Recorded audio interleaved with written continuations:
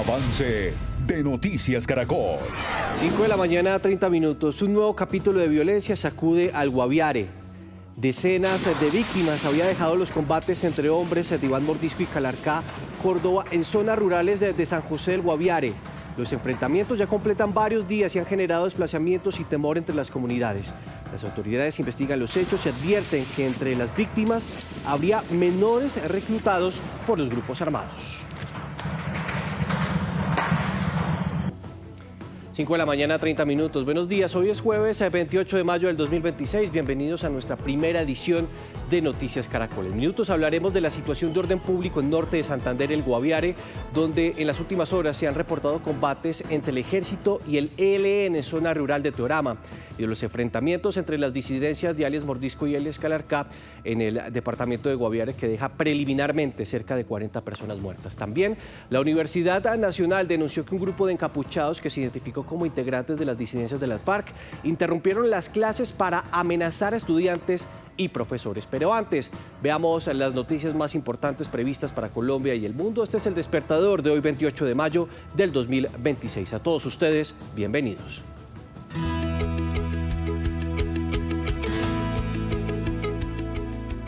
La Universidad Nacional declaró alerta naranja después de que un grupo de encapuchados que se identificaron como integrantes de las FARC-EP interrumpieran las clases para amenazar a estudiantes y profesores con instalar y activar artefactos explosivos dentro del alma mater. Los mismos estudiantes y profesores presionaron la salida pacífica de los encapuchados y las directivas de la universidad, por medio de un comunicado, rechazaron este tipo de amenazas. Lo más importante. La Comisión Interamericana de Derechos Humanos le otorgó una medida cautelar a un joven que esperaba una cirugía desde hace 50 días. La CIDH concluyó que hubo vulneración a sus derechos por la negativa de una cirugía para reconstruir uno de sus pies y un tobillo. La intervención, que fue ordenada en abril tras un accidente de tránsito, no había sido posible por falta de gestión de la EPS Asmed Salud. Tras la notificación, la EPS informó que el paciente fue trasladado al Hospital El Tunal en Bogotá para ser sometido a la cirugía que se requiere.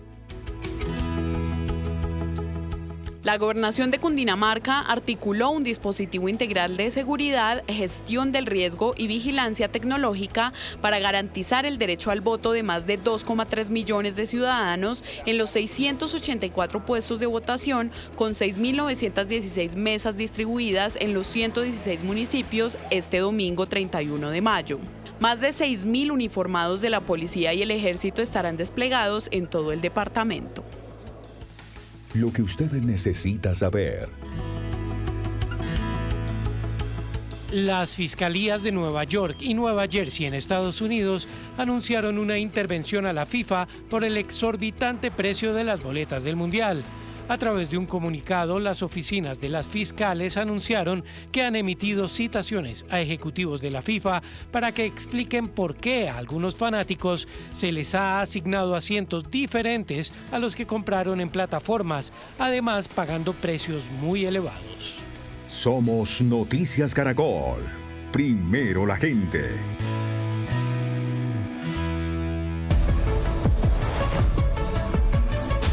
Son las 5 de la mañana, 33 minutos, y saludamos nuevamente a los televidentes que se suman a esta hora con nuestra primera emisión de Noticias Caracol. Estamos a unos cuantos días de las elecciones presidenciales, por lo menos la primera vuelta, y vamos a iniciar un recorrido por las regiones para saber qué es noticia hasta ahora. Ustedes van a ver a nuestros corresponsales listos en distintas partes del país. Vemos a Tatiana Rodríguez desde el centro histórico de la ciudad de Cartagena, en Barranquilla, Argemiro Pion, en la ciudad de Cali, John Alex Henao, en Medellín. Tenemos a Mariana Rodríguez en Barranquilla. Volvemos allá porque está nuestro querido ojo de la noche, la señorita Grace Rodríguez. En el centro de Bogotá tenemos a María Juliana, en el occidente a Julián Ríos, y como todos los días es habitual, nuestro querido ojo de la noche, Eduard Porras, con las historias más importantes de la capital, mientras la mayoría de nosotros estábamos descansando. Eduard, empiezo hablando con usted sobre el pronóstico del tiempo. Tenemos una temperatura mínima de 9 grados según Canal Clima, máxima de 15 grados, pico y placa para vehículos terminados en 1, 2, 3, 4 y 5, y el pronóstico es de tiempo nublado para la jornada de este jueves. Hay una historia que lo estaba escuchando esta mañana en radio que me llamó poderosamente la atención. 2 jóvenes estudiantes que estaban practicando boxeo y lastimosamente uno perdió la vida.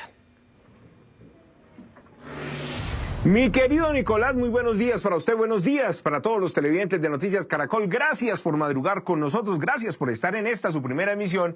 Y efectivamente una tragedia que ocurrió en la localidad de Suba en un colegio distrital. Son dos jóvenes de grado 11, compañeros del colegio. Uno 17 años, ya los 18 cumplidos, otro de 16, estaban en una práctica de boxeo, uno de ellos golpea al otro e infortunadamente fallece, dicen los familiares, dentro del plantel educativo. Hablamos con la familia, estuvimos con los amigos en un plantón que realizaron anoche en la localidad de Suba y les tengo los pormenores con la investigación que ya tiene la Policía Nacional. También hablaremos de lo ocurrido en el sur de la ciudad, localidad Antonio Nariño. El trabajo de la Policía Nacional, dos uniformados que estaban haciendo su ronda cerca al río Fucha y no lo pensaron. Se lanzaron al río para salvar a una persona que iba bajando con el caudal. ¿Qué dice la Policía Nacional? ¿Qué pasó con el lesionado? En unos minutos todo lo que ocurrió ahí en el barrio Restrepo. Además, tenemos detalles de la balacera anoche en el barrio Galán, carrera 68 con calle Primera, varios disparos, alertada la comunidad, alertada la Policía Nacional y la misma policía nos va a contar detalle a detalle de todo lo ocurrido en la localidad de Puente Aranda. Así que en unos minutos nos vemos con toda la información y los hechos más importantes ocurridos en la capital del país, mientras que ustedes dormían. Son las noticias del Ojo de la Noche que se están cocinando en la sala de edición número 2 de Noticias Caracol, pero es momento de conectarnos con Héctor Rojas porque nos tiene un caso que ha causado repudio en la capital del país, Héctor, y es un hombre señalado de alterar la escena del crimen de su novia. Lo que dice la fiscalía es que él la lanzó desde un 5º piso. Sí, señor Nicolás, es el caso de Ana María, una mujer de 36 años. Esto ocurre en el barrio La Calleja y después de una discusión entre la pareja, este hombre la lanza por la ventana, pero como usted muy bien lo decía, la versión que él le entrega inicialmente a las autoridades es que supuestamente la mujer se habría lanzado por su voluntad desde esta ventana, se habría suicidado, pero después de la investigación por parte de la policía se dan cuenta que él había alterado esa primera versión, alteró la escena y fue él el responsable de este homicidio. ¿Qué pasó durante la audiencia? ¿Cuáles son las pruebas que determinó Medicina Legal para que él fuera el responsable de este feminicidio? Y además, ¿qué dice su familia? En minutos, todos los detalles. Una dolorosa historia de Héctor. Lo que dice la fiscalía es que no fue un suicidio por depresión, fue un feminicidio que hizo su pareja. Ahora vamos con Julián Ríos porque sigue teniendo noticias de la fiscalía que se está preparando para el plan Democracia de cara a las elecciones del próximo domingo, donde vamos a elegir al próximo presidente, o de lo contrario quienes van a pasar a la segunda vuelta presidencial. Julián, ¿cómo se van a prevenir los delitos electorales? Hola Nicolás, muy buenos días. Pues precisamente vamos a explicarles esa situación. ¿Qué hacer cuando usted es víctima de un delito electoral o cuando conoce de un delito electoral que se esté cometiendo este domingo? ¿A qué canales acudir? ¿Cuál es la página a la que deben interponer sus denuncias? ¿A quién y a cuáles líneas telefónicas llamar? La Fiscalía ya está activada con todo este tema, ya está muy lista para poder empezar a trabajar en su puesto de mando unificado para recibir todo este tipo de denuncias. Vamos a explicarles cuál es el top de los delitos que más se cometen este domingo, los delitos electorales y cómo se pueden resolver y cómo se pueden denunciar. Ya regresamos aquí a la Fiscalía que entregará detalles de cómo van a trabajar este domingo. Julián, y a propósito, vamos a estar con el ministro de Defensa, Pedro Sánchez, hablando sobre el plan Democracia y sobre todo cómo se van a estar blindando las elecciones para el próximo domingo. Pero continuamos en la capital del país.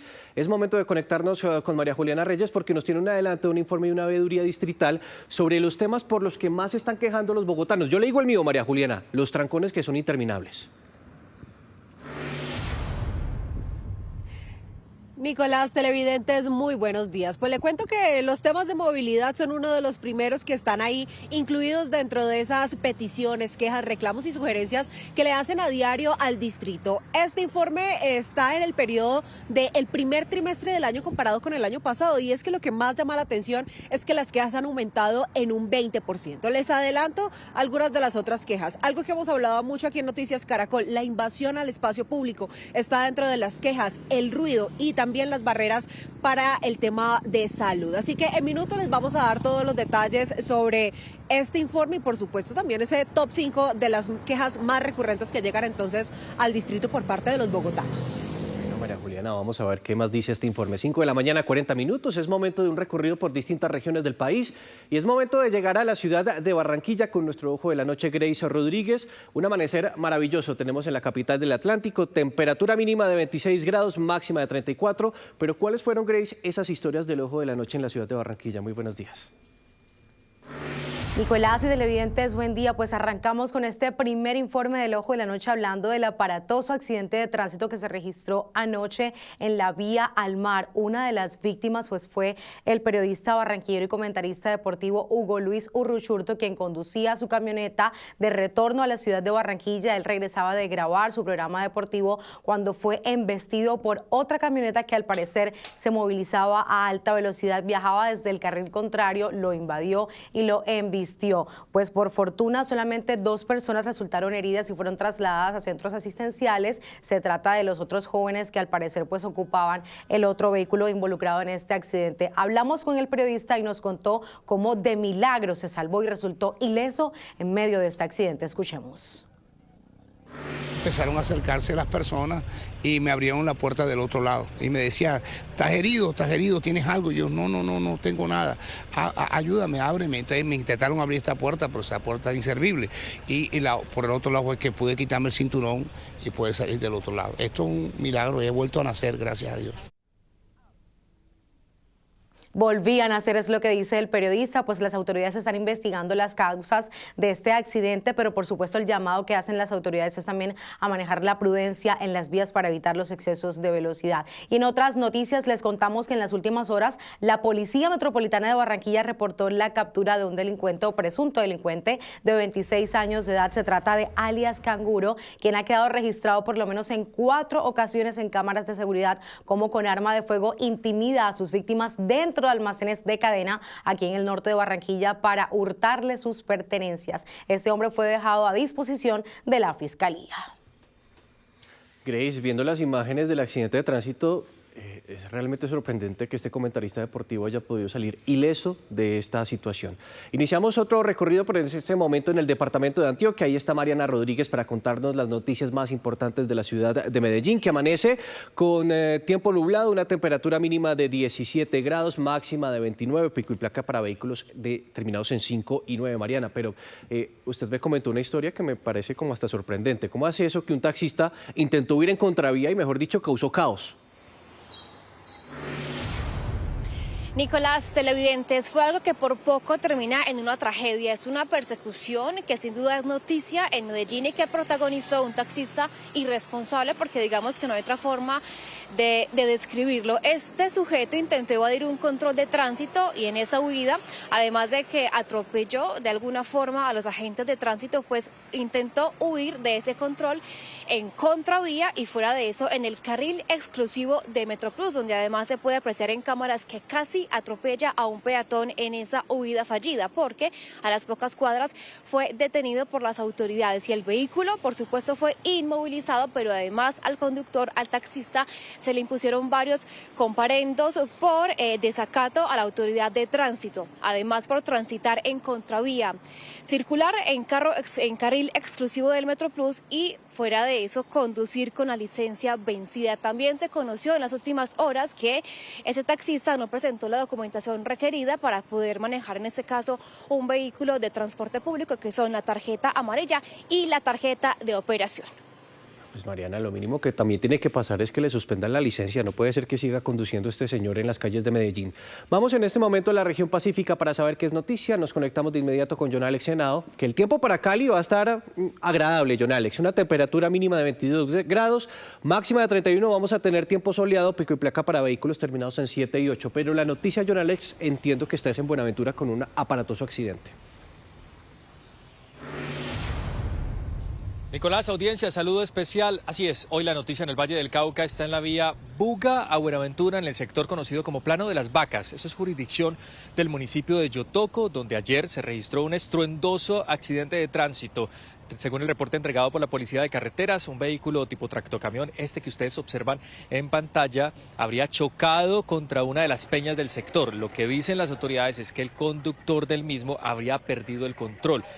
resultó con lesiones graves en uno de sus pulmones. Afortunadamente fue trasladado de manera inmediata a un centro asistencial en la ciudad de Buga, donde permanece bajo observación médica. Pero hay algo que ha causado mucha curiosidad en medio de esta vicisitud y es el actuar de algunas personas que llegaron hasta allí para hurtar, robar la mercancía que era transportada en dicho tractocamión. Es decir, todo el trigo, a pesar de la intervención de las autoridades, fue imposible detenerlos porque eran muchísimas. Un llamado de atención para ellos. Recuerde que en medio de situaciones de este tipo lo que hay que hacer es ayudar, no robarle a estos conductores. Más adelante volvemos, Nicolás, para hablar del dispositivo de seguridad que ya está en curso aquí en el Valle del Cauca para garantizar la seguridad durante las elecciones de este domingo. Es importante este dispositivo de seguridad porque en el Pacífico colombiano se concentra el 15% del censo electoral. Vamos a la región Caribe, nuevamente al Atlántico, su capital Barranquilla, con Argemiro Pion. Argemiro, explíqueme en qué consiste ese complejo para pescadores que va a empezar a funcionar en este departamento. Muy buenos días. Así es, Nicolás, buen día. Mire, se trata del complejo multipropósito denominado Playa de Pescadores, que ya se encuentra abierto al público y es un espacio pues donde ahí tienen todas las zonas adecuadas las familias que viven de la pesca para la manipulación, conservación y comercialización de los productos del mar. Con esto fortalecen la economía popular, reorganizan la pesca artesanal, pero también se reactiva el turismo. Eso está ubicado en la playa del municipio de Puerto Colombia, en el sector del Malecón, así que todas las personas que quieran apoyar a estos emprendedores, a estas familias que viven de la pesca, pueden acercarse allí al sector del Malecón de Puerto Colombia a comprarles todos sus productos, porque además les entregaron una lancha, elementos para la pesca y 1 tonelada de pescado para que inicien sus negocios. Bueno, una muy buena noticia para la ciudad de Puerto Colombia, donde nació Carlitos Vaca, el goleador de la Selección Colombia. Ahora vamos al departamento de Bolívar con Tatiana Rodríguez, que nos tiene más noticias desde esta ciudad. Tatiana, que amanece con tiempo soleado, una temperatura mínima de 26 grados, a máxima de 33, pico y placa para vehículos terminados en 3 y 4. Pero hablando sobre el tiempo, que va a estar muy agradable para el día de hoy, pues también se han presentado manifestaciones por los constantes cortes de energía. Cuéntenos, pues, qué es lo que dice la gente.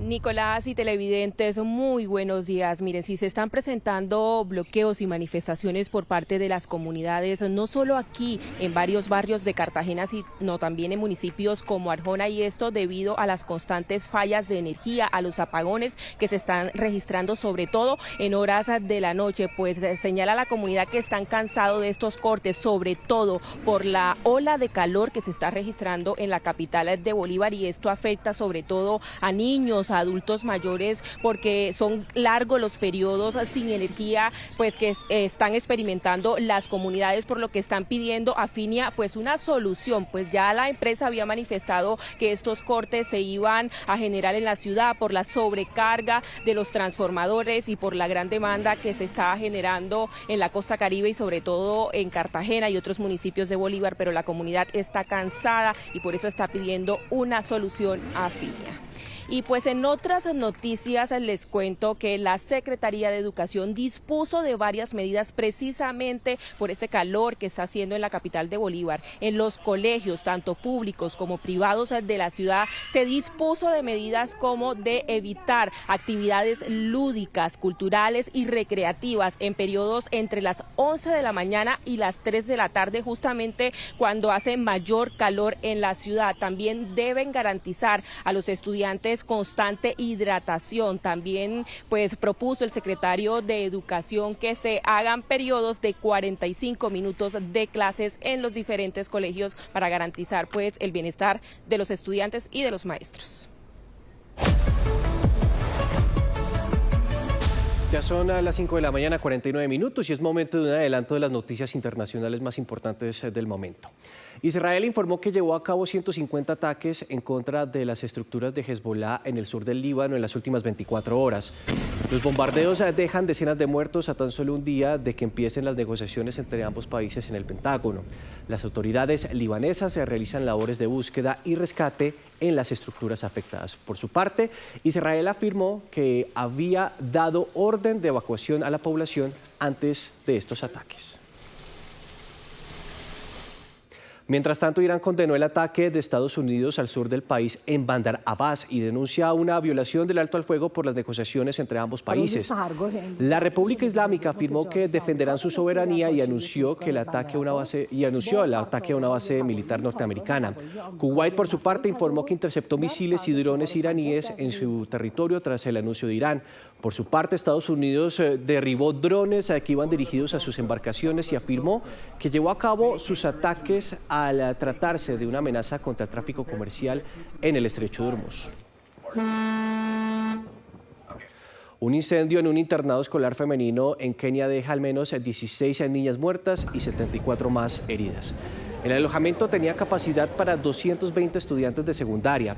Varios organismos de bomberos se desplegaron en la zona para contener las llamas y rescatar a las personas al interior de la estructura. Mientras tanto, las autoridades investigan cuáles fueron las causas del incendio que inició a las 4:30 de la mañana hora local.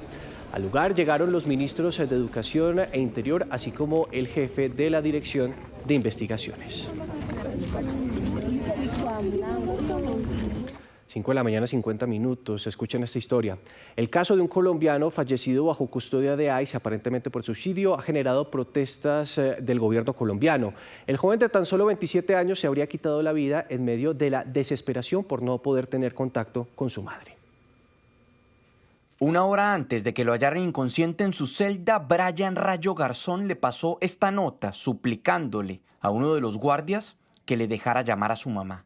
Llevo 4 días sin poderme comunicar con mi madre y siento en mi corazón que ella está muy preocupada por mí. Te lo ruego, por favor.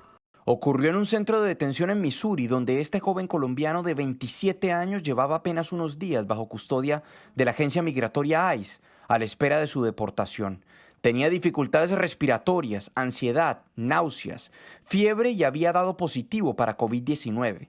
Lo hallaron con una sábana alrededor de su cuello. Intentaron reanimarlo, pero finalmente murió, según las autoridades, a causa de un suicidio. Un hecho que el mismo presidente Petro lamentó. Se suicidó un joven colombiano en un campo de concentración de ICE del gobierno estadounidense.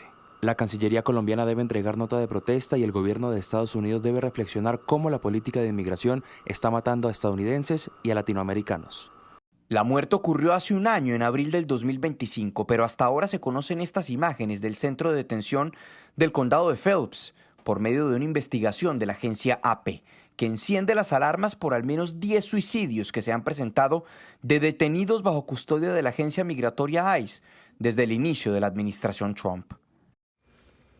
Es momento de conocer qué están titulando los principales periódicos del país y como todos los días vamos a iniciar con el periódico de la casa, el diario El Espectador, que titula lo siguiente: por cielo, mar y tierra, el país se prepara para las elecciones presidenciales en medio de amenazas de grupos armados y alertas de seguridad. Veamos qué trae el colombiano. Petro saca pecho en Urabá pese a lo que dejó votado. Hay polémica por una gira del gobierno nacional por municipios del Urabá para mostrar, dice entre comillas, sus logros. Ahora veamos qué trae el tiempo. Habría más de 50 muertos por guerra en Guaviare. Graves enfrentamientos se presentaron entre hombres de Mordisco y Calarcá. Finalizamos con el Heraldo. Anuncian 2 nuevos circuitos para disminuir racionamientos en Galapa. La construcción de la infraestructura, que tardará al menos 2 meses, aliviará la sobrecarga del sistema. Mientras tanto, el IDEAN advirtió la llegada de una masa de polvo del Sahara que hoy podría afectar la región Caribe. El fenómeno afectó ya el norte de Venezuela y podría tener repercusiones en la calidad del aire en La Guajira, Bolívar, Atlántico, Magdalena, Sucre y el archipiélago de San Andrés y Providencia, aunque no se pronostican mayores afectaciones. Antioquia prendió las alarmas por la llegada inminente del fenómeno del Niño. Autoridades advirtieron la ocurrencia de emergencias y entregaron recomendaciones a la comunidad. Antioquia entra en alerta por el fenómeno del Niño. Las altas temperaturas y las condiciones secas aumentan el riesgo de incendios forestales en subregiones como Urabá, Magdalena Medio, Nordeste y Bajo Cauca, donde las autoridades ya mantienen la mirada puesta ante cualquier emergencia. Hace un tiempo, desde hace alrededor de 3 meses, se inició una campaña de caracterización y de diagnóstico de cómo mitigar esos efectos de desabastecimiento hídrico en las comunidades ubicadas en el sector norte de la subregión del Urabá antioqueño. Otra de las preocupaciones que hay en el departamento es un desabastecimiento hídrico considerable y rápido. Y ahí enfocaremos todas las acciones de manera articulada, no solamente con los cuerpos de bomberos, sino también con las autoridades ambientales y por supuesto que con el DAGRAN para mitigar estas situaciones que se pueden presentar en el territorio antioqueño. El embalse de Hidroituango y los demás embalses de las diferentes hidroeléctricas del país estén ojalá a plena capacidad, de manera tal que ante la ausencia de un régimen de lluvias cuantioso que impida seguir llenando los embalses, estos estén lo suficientemente llenos con antelación para poder sortear un segundo semestre que evidentemente va a ser muy seco. La probabilidad de que se consolide el fenómeno del Niño en Antioquia alcanza el 61% durante junio, pero para septiembre la cifra podría elevarse hasta el 90%. Ante ese panorama, las autoridades recomiendan evitar actividades físicas entre las 10 de la mañana y las 4 de la tarde, mantener una hidratación constante y abstenerse de hacer fogatas en zonas boscosas para prevenir emergencias que puedan poner en riesgo la vida y el medio ambiente.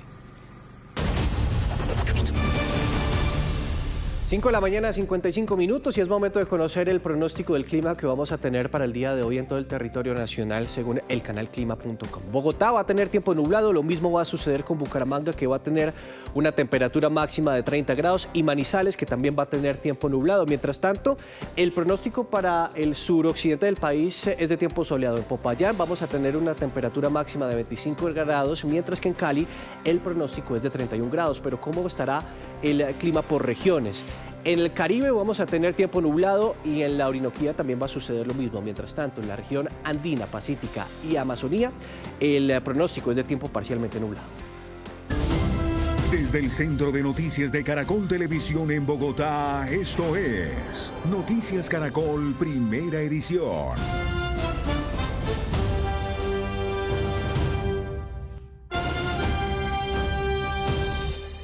Buenos días a los que se conectan a la primera edición de Noticias Caracol, primero la gente. Hoy es el 28 de mayo del 2026. A todos ustedes, bienvenidos. Amanecemos con una muy compleja situación de orden público en el departamento del Guaviare, donde se habla extraoficialmente de al menos 40 personas asesinadas por enfrentamientos entre las disidencias de alias Iván Mordisco y alias Calarcá. Hacemos contacto con Carlos Barragán, que nos tiene un reporte de lo último que se sabe sobre estos enfrentamientos y sobre la difícil situación de orden público en la región del Catatumbo, también por hostigamientos del ELN. Carlos, muy buenos días. Pues los dos hechos de orden público se registran en norte de Santander y también en el departamento del Guaviare. Inicialmente hay que señalar que tropas de la Fuerza Vulcano del Ejército se enfrentaron a guerrilleros del ELN en esta zona rural del municipio de Teorama, repito, norte de Santander. Según el Ejército, los insurgentes trataron de hostigar a las tropas en una de las veredas cercanas a este municipio. El Ejército recibió el apoyo de los helicópteros Arpía de la Fuerza Aérea que repelieron el ataque. Estas imágenes que fueron enviadas por los pobladores de Teorama pues dejan ver las ráfagas de munición sobre la zona de hostigamiento. Hace unos días el ELN había dicho en un comunicado que iba a respetar las elecciones del próximo domingo, pero estos hechos de orden público pues dan al traste con esta situación. La otra, digamos, noticia de orden público y que genera la atención del país se presenta en San José del Guaviare. Esta difícil situación en la zona selvática de Barranco Colorado. Esto es a 100 kilómetros de la capital de San José del Guaviare. Fuentes oficiales le dijeron a Noticias Caracol que en combates que llevan alrededor de 2 días entre guerrilleros de Iván Mordisco y de alias Calarcá, al menos unas 40 personas habrían muerto. El ministro de Defensa, el general en retiro Pedro Sánchez, confirmó los enfrentamientos a través de su cuenta de X.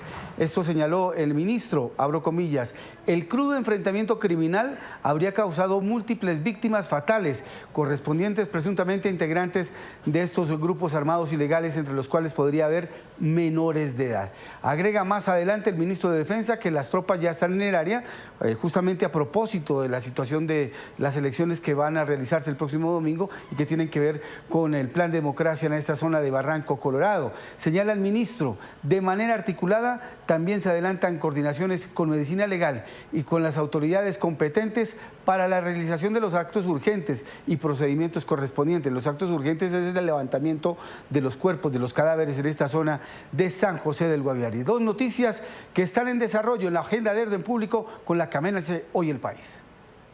Carlos, y es que han sido horas difíciles en materia de orden público a medida que se acerca el día de las elecciones en nuestro país.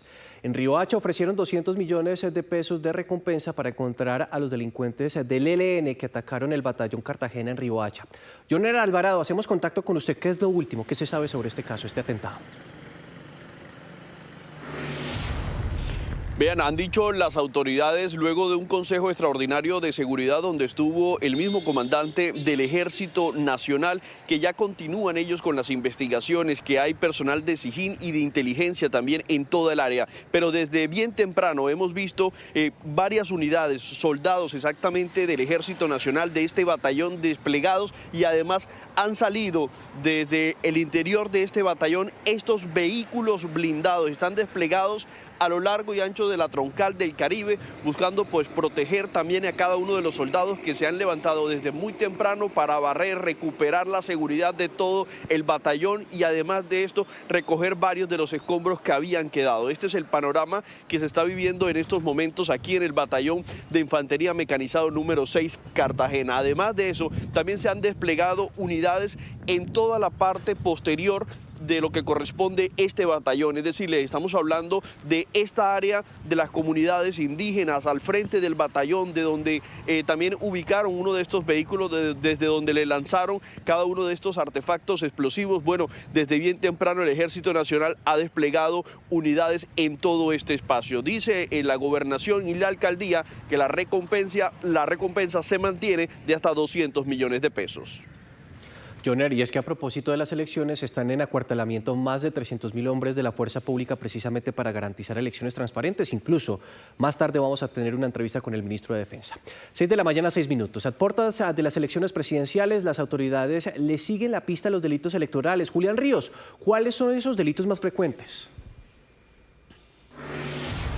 Hola Nicolás, buenos días. Bueno, ya les vamos a explicar estos delitos, pero quiero decirle inicialmente que estamos aquí en el corazón de una de las sedes de la Fiscalía General de la Nación, Fiscalía Seccional de Cundinamarca, y esta es la sección de análisis de la Fiscalía, la análisis e investigación. Todas estas personas harán parte de los puestos de mando unificado y desde aquí se empezarán a recibir desde ya las denuncias de los delitos electorales para poder ser investigadas. Ya están trabajando aquí, todas estas personas que ustedes ven hacen parte de esta sección, empezarán a recibir todos este tipo de delitos electorales. Por eso, doctor, muy buenos días. Nos encontramos aquí con el doctor Hugo Infante, director seccional de Fiscalías de Cundinamarca, quien está como liderando también aquí todo lo que tiene que ver con la recepción de delitos electorales. ¿Cómo está este dispositivo, doctor?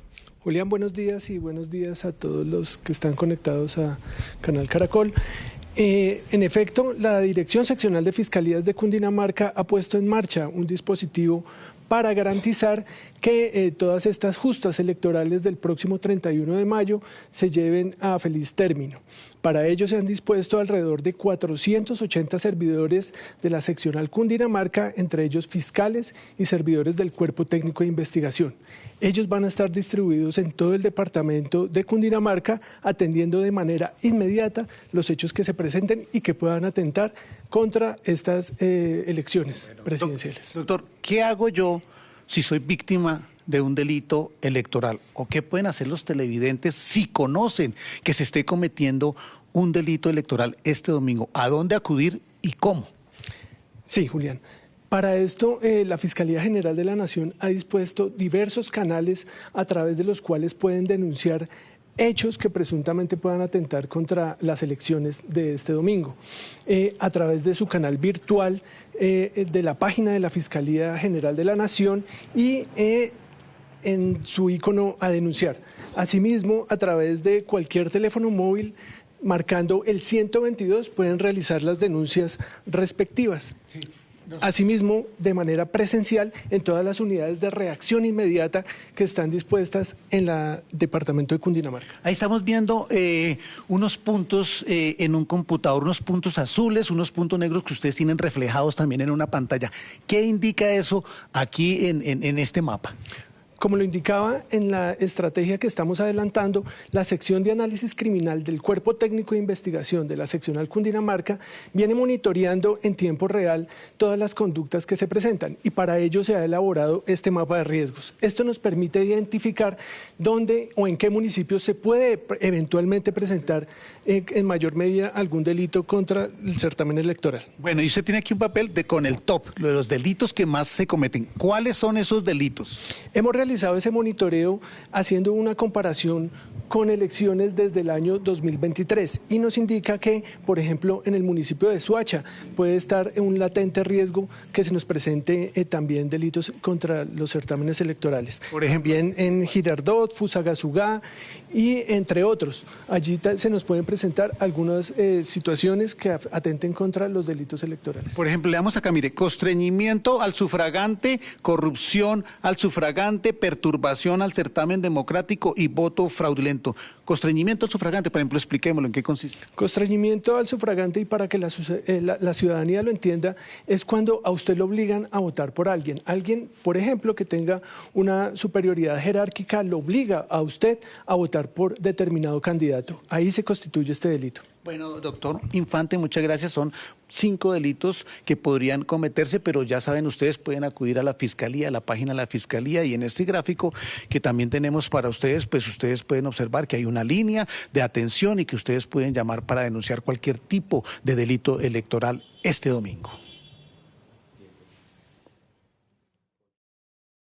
Noticia en desarrollo en Noticias Caracol. 6 de la mañana, 10 minutos. En una minuciosa investigación, la Fiscalía descubrió que un aparente suicidio de una mujer en Bogotá se trataba en realidad de un feminicidio. El señalado asesino era su esposo y ya fue enviado a la cárcel. Héctor Rojas, usted está con la familia de la víctima y nos cuenta más detalles de cómo se descubrió este feminicidio. Muy buenos días. Nicolás, mire, pues a esta persona, Carlos Mario Rodríguez, le imputaron los delitos de feminicidio agravado y acceso carnal violento. Un hecho que ha consternado a toda la familia, a todos los amigos, a todo el círculo cercano de Ana María, una mujer de 36 años, politóloga, que fue asesinada por este hombre, el hombre que decía amarla. Justamente fue determinante lo que dijo Medicina Legal, porque la versión inicial que entregó este sujeto es que ella se habría suicidado, supuestamente ella sufría de depresión y por eso se quitó la vida. Sin embargo, la investigación arrojó que esto fue un homicidio, fue una muerte violenta. Pero ¿qué detalles conocimos de este examen de medicina legal? Vean el informe. Aprobado por la Fiscalía General de la Nación. El dictamen de medicina legal fue determinante para establecer la presunta responsabilidad de Carlos Mario Rodríguez en la muerte de Ana María Plaza. La versión inicial que este sujeto le entregó a las autoridades es que su novia se había suicidado, pero los investigadores de la SIJIN establecieron que ella fue asesinada. Según los investigadores, Carlos Mario la habría lanzado desde el 5º piso de un edificio en el barrio La Calleja, en la localidad de Usaquén. Junto al cuerpo de la mujer fue encontrada una chaqueta del agresor, la cual tenía una mancha de sangre en su puño y que exámenes forenses establecieron que era de Carlos Mario, lo que permitiría demostrar una pelea previa entre la pareja. Primer, hallazgos no asociados a la caída. Segundo, signos de pelea, lucha, defensa física. Otro aparte del dictamen de la necropsia. Tercero, signos sucesivos de maniobras de sujeción. También hay una parte en la necropsia. Cuarto, trauma contundente no asociado a la caída. Y 5, signos de actividad sexual.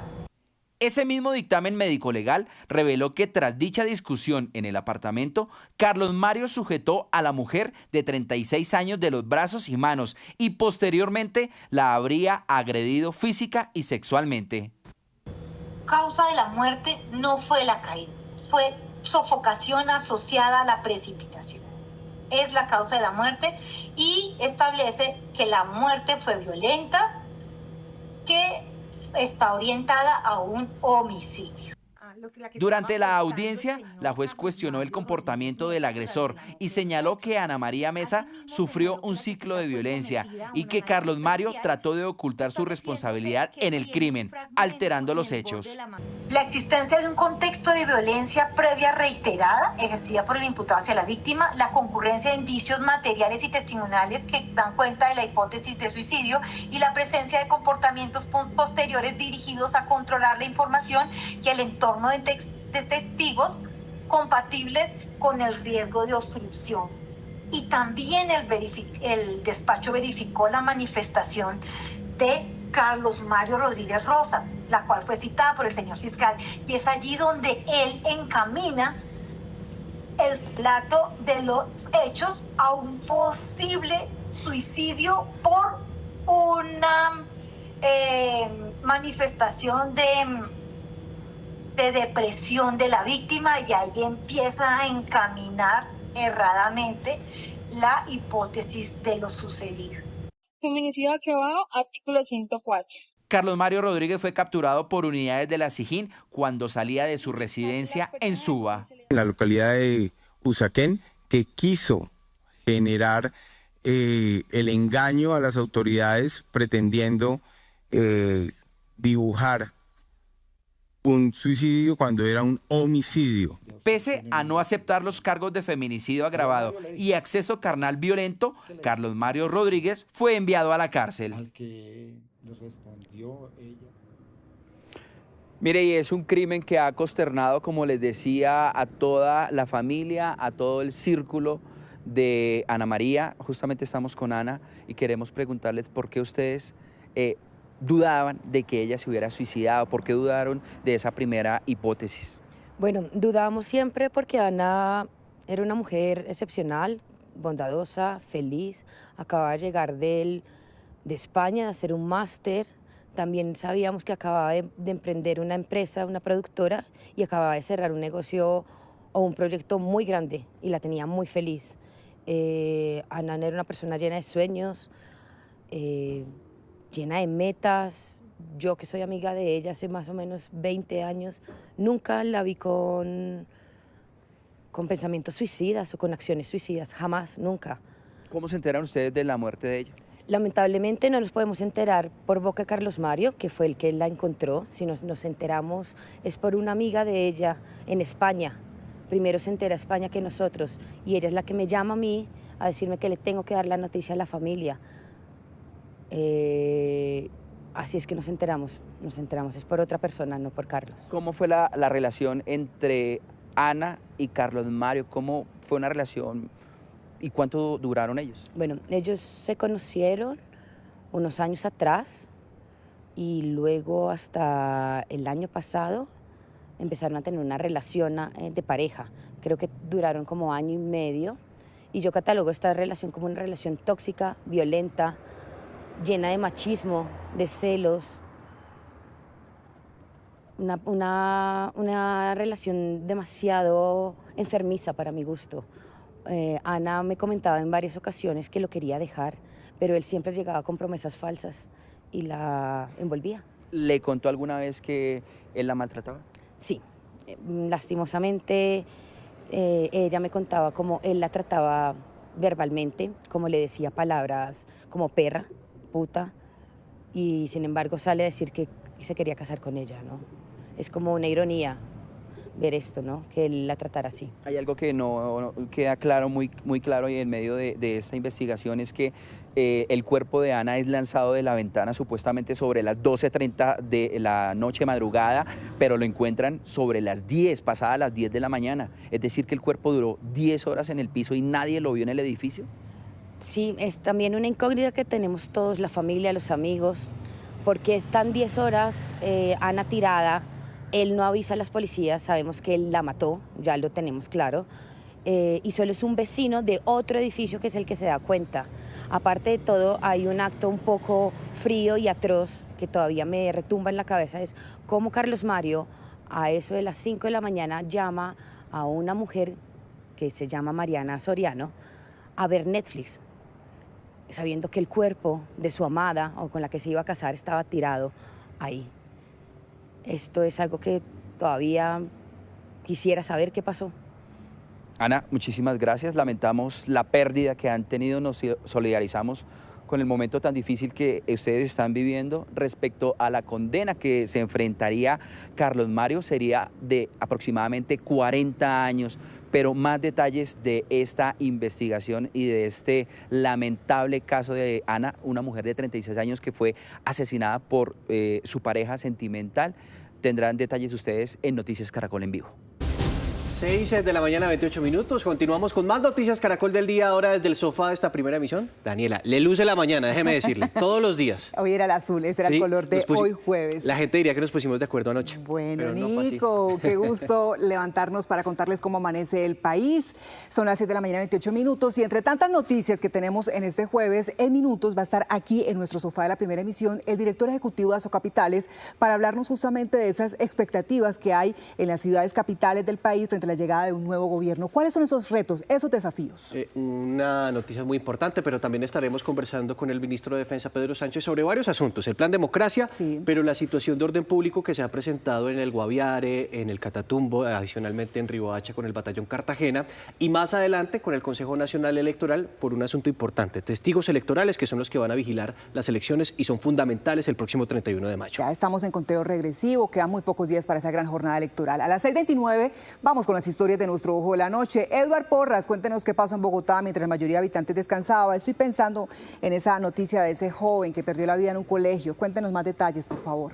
Mi querida Daniela, buenos días para usted nuevamente, para Nicolás y para todos los televidentes de Noticias Caracol. Efectivamente, un juego que terminó en tragedia en un plantel educativo en la localidad de Suba. 2 jóvenes del grado 11, compañeros de salón, estaban en una competencia de boxeo con guantes y todo en la hora de descanso cuando uno de ellos golpea a su compañero, de allí cae desplomado en la mitad del colegio e infortunadamente llegó sin signos vitales al hospital cercano. ¿Qué dice la familia? ¿Qué dice la Policía Nacional? Aquí está el informe completo del Ojo de la Noche.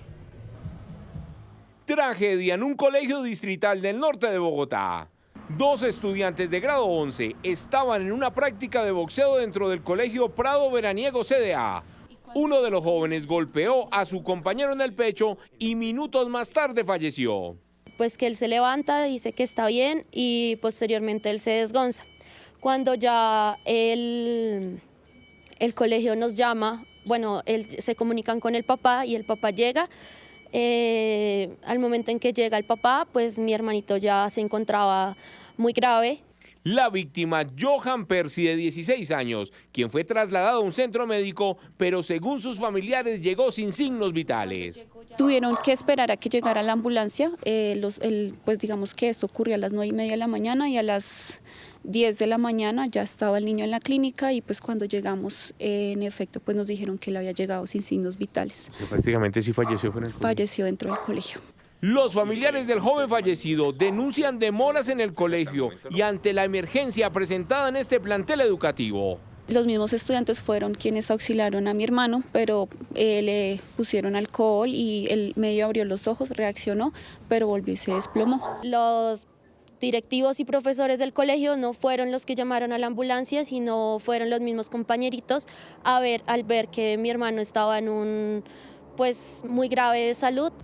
Anoche decenas de personas realizaron un plantón en el parque principal del barrio Prado Veraniego para así pedir a la institución y a las autoridades claridad en este caso. Pues inicialmente se supone que un colegio no debería permitir que un niño esté jugando boxeo con otro. Pues si estamos detrás, digamos que de saber qué fue lo que pasó realmente, porque nosotros como familia nos sentimos en ese momento desamparados. Las unidades de la seccional de investigación criminal están realizando todas las actividades de policía judicial para esclarecer los hechos. El joven implicado en la pelea de boxeo seguirá en el proceso para determinar responsabilidades en este hecho. Y en este caso ya las autoridades de la SIJIN tienen un video, al parecer grabado por los mismos estudiantes, donde se observa todo lo ocurrido y eso será pieza clave para determinar lo que pasó en este plantel educativo de la localidad de Suba. Nos vamos para el sur, para el río Fucha en la localidad de Antonio Nariño. La valerosa actuación de 2 policías que vieron que el río bajaba con un hombre, se estaba ahogando y de inmediato actuaron. Hablamos con el comandante de la policía de Antonio Nariño, quien nos contó los pormenores de lo ocurrido en el barrio Restrepo. nuestros uniformados descienden de las motocicletas y logran unas cuadras más adelante rescatar a este ciudadano. Se le prestan los primeros auxilios y posteriormente se traslada a un hospital donde el ciudadano fue atendido y se logra evidenciar que está en buenas condiciones de salud. Y de Antonio Nariño nos vamos para Puente Aranda, porque casi a las 11 de la noche se escucharon varios disparos sobre la carrera 68 con calle Primera. Llegan las autoridades y encuentran frente a un montallantas a un hombre gravemente herido, estaba lesionado, lo llevaron a un centro médico, pero dice la misma Policía Nacional que minutos más tarde falleció. Ya los hombres de la Fiscalía, quienes realizaron la inspección, llevan esa investigación para determinar por qué acabaron con la vida de esta persona que al parecer trabajaba en el local y cuál es el paradero de los criminales, quien según algunos testigos huyeron en una motocicleta. Mañana más información y más noticias con todo lo que ocurre en Bogotá y Cundinamarca mientras que ustedes descansan. Un feliz y maravilloso día para todos ustedes. Gracias, Eduardo. A descansar. 6 de la mañana, 33 minutos. La Veeduría Distrital publicó un informe de la cantidad de quejas que han puesto los bogotanos durante el primer trimestre del año. Aumentaron un 20%, esto comparado con el año pasado. María Juliana Reyes, usted conoce más los detalles, cuéntenos. Daniela, televidentes, muy buenos días. Sí, señora, pues le cuento que la cantidad de quejas que llegaron solamente para este primer trimestre del año suman 227.022 peticiones, quejas, reclamos y sugerencias ante el distrito. Esto entonces, ya usted lo mencionaba, pues es un aumento del 20%. Dentro de lo que más llama la atención es que sacaron como un top 5 de las quejas que más se repiten para el distrito, y la primera de ellas es precisamente el tema de los comparendos. Sí, muchas personas buscando precisamente no tener que pagar esa multa, haciendo también peticiones para esto e incluso también no estar de acuerdo con las sanciones que se les han interpuesto. En el siguiente informe les contamos qué otras entonces quejas tienen los bogotanos ante el distrito. Este es el panorama. ¿Cuáles son las principales quejas de los bogotanos? Según un informe de la Veeduría Distrital y teniendo en cuenta todas las peticiones, quejas, reclamos y sugerencias que llegan al distrito a diario, este es el top 5 de las que más se repiten. La invasión del espacio público. A diario llegan solicitudes para la recuperación de los espacios, las denuncias por ocupaciones irregulares en antejardines y las masivas ventas ambulantes. Demasiado invadidos. Obviamente la gente tiene que trabajar, ¿cierto? Pero deberían de buscar unos sitios para ellos poder trabajar, pero pues también el peatón poder andar tranquilo, ¿no? Quejas por ruido. Los bares, los vecinos y el tráfico son los protagonistas de estas quejas. La contaminación auditiva es grande acá en Bogotá, sobre todo los carros, el perifoneo, pero sobre todo el ruido de los carros más que todo. El ingreso mínimo garantizado es el siguiente tema con más PQRS. La solicitud de información, la activación de los subsidios y las entregas pendientes fueron los principales motivos de queja. No solo yo tengo muchas personas mayores de edad que me cuentan lo mismo. Me tocó ir hasta no sé dónde, llegué tarde y no alcancé, no me atendieron. Eso es cruel, duro, que personas mayores y enfermas se vean obligadas a recorrer la ciudad. En el top 2 de los problemas, la negación de las citas médicas. Llegan cientos de solicitudes de ayuda para resolver esta necesidad a causa de la crisis del sistema de salud. No es fácil, porque ahora todo está sistematizado, entonces lo conectan a uno es con una máquina y uno no tiene la opción para elegir si es por la mañana o por la tarde. Y realmente no es fácil, sobre todo en personas ya como yo, que no manejamos mucha tecnología.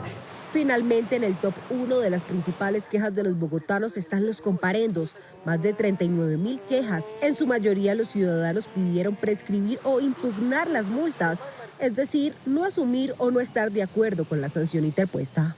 Porque los comparendos no evitan que uno pues haga las cosas, o sea, no lo castigan por las cosas que está haciendo mal, sino solo para lucrarse de ellos. Una vez estaba parqueado, pues así como estoy ahorita, y pues llegó una gente y me dijo que no me podía estacionar acá, aunque no había ni siquiera señal de no parqueo. Y pues le dije que no me parecía, y igual me lo puse y tuve que apelar. Los fotocomparendos, ¿sí? Injustos, sí. Porque uno pasa 50 kilómetros, 50 y un poquito, y ya de una vez lo están. Durante el primer trimestre de 2026, los bogotanos se quejaron un 20% más que en el mismo periodo del año pasado, Fueron en total 227.022 quejas recibidas por el distrito. Ese es entonces el panorama de las quejas más recurrentes que han hecho los bogotanos. Pero ¿qué hace entonces la veeduría distrital con esta situación? Pues escuchemos a la veedora. ¿Nosotros qué hacemos frente a las PQRs? Normalmente hacemos un seguimiento a la administración distrital a través de sus sistemas de información como Bogotá Te Escucha, de que esas peticiones, quejas y reclamos sean atendidos de manera oportuna y clara, o sea, con contenido al ciudadano. Y en ese sentido, pues estamos haciendo esa vigilancia de manera permanente a todas las entidades del distrito.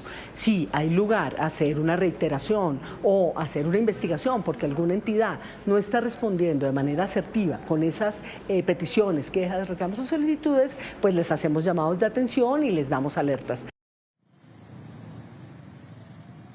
Y cierro con este dato. Las localidades que se identificaron donde más se presentaron quejas por parte de los bogotanos son Engativá, Kennedy, Bosa y también Ciudad Bolívar. Esa es entonces la situación con respecto a las quejas, las peticiones, las sugerencias incluso que le hacen al distrito los ciudadanos de Bogotá.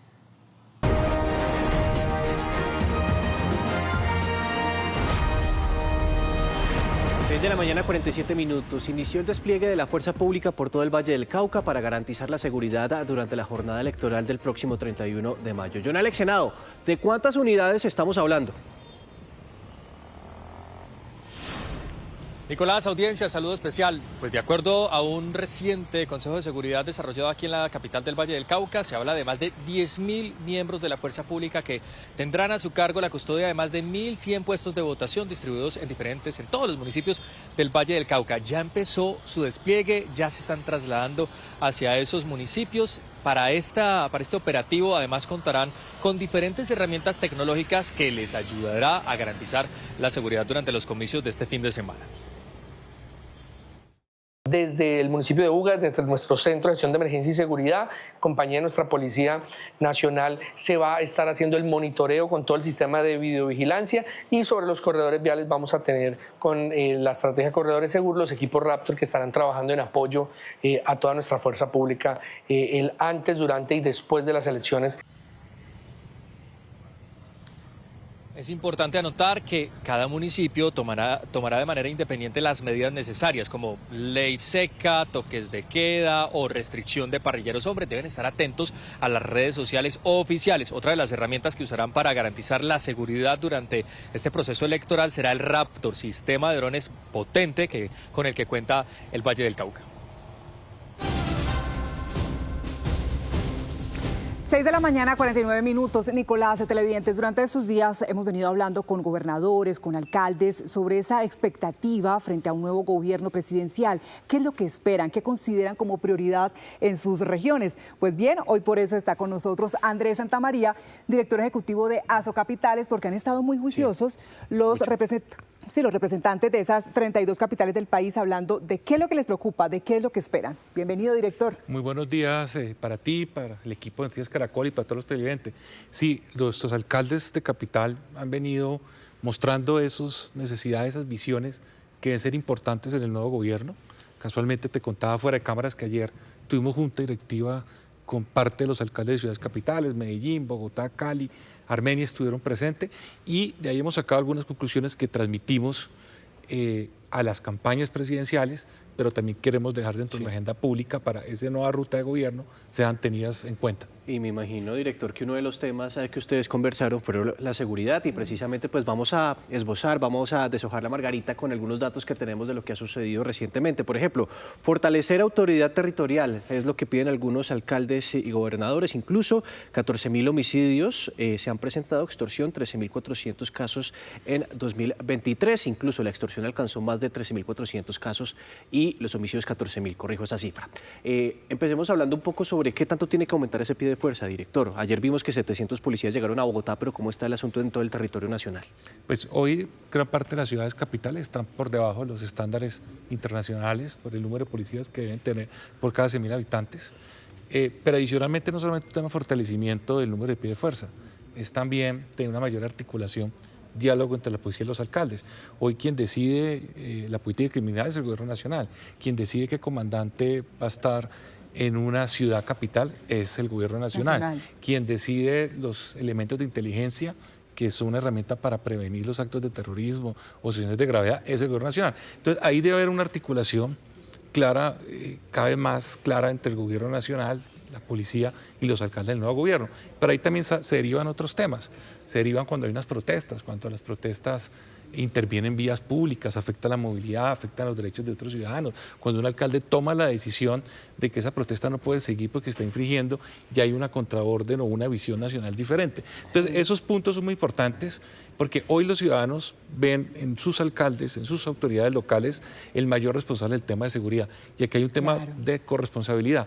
Adicionalmente, los alcaldes, el presidente de la Asociación Alcalde de Bogotá, han venido transmitiendo una visión del cambio al Código Penal en tema de las residencias y en la judicialización. Encontramos personas que residen, van a cometer criminales, son capturados o dejan o salen inmediatamente y no cumplen pena y van y siguen ejecutando delitos a la ciudadanía. Entonces esos son temas, digamos, que hoy debe estar en esa visión del nuevo gobierno. Y hay otros que son más herramientas jurídicas para estos nuevos alcaldes, pero también deberíamos tener fuente de financiación directa para financiar la operación fuerza pública que apoyan los alcaldes en la ciudad.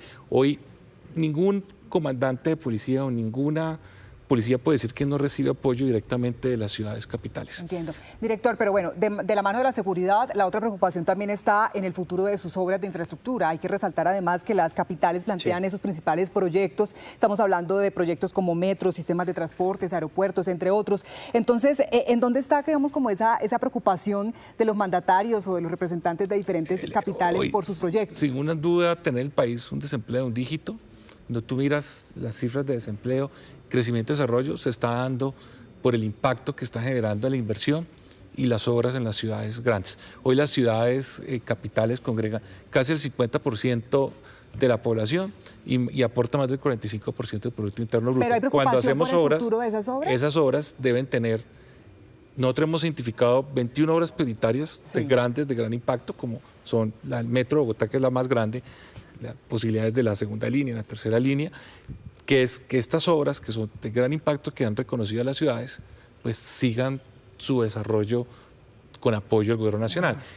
Hoy los recursos de las ciudades capitales son limitadas.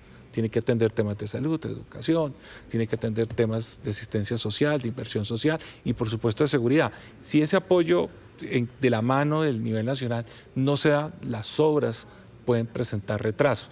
Y aquí no se trata de visiones ideológicas o políticas, se trata de obras que le sirvan a los ciudadanos, que desarrolle el empleo, que mejore la infraestructura, que mejore las vías, la conectividad.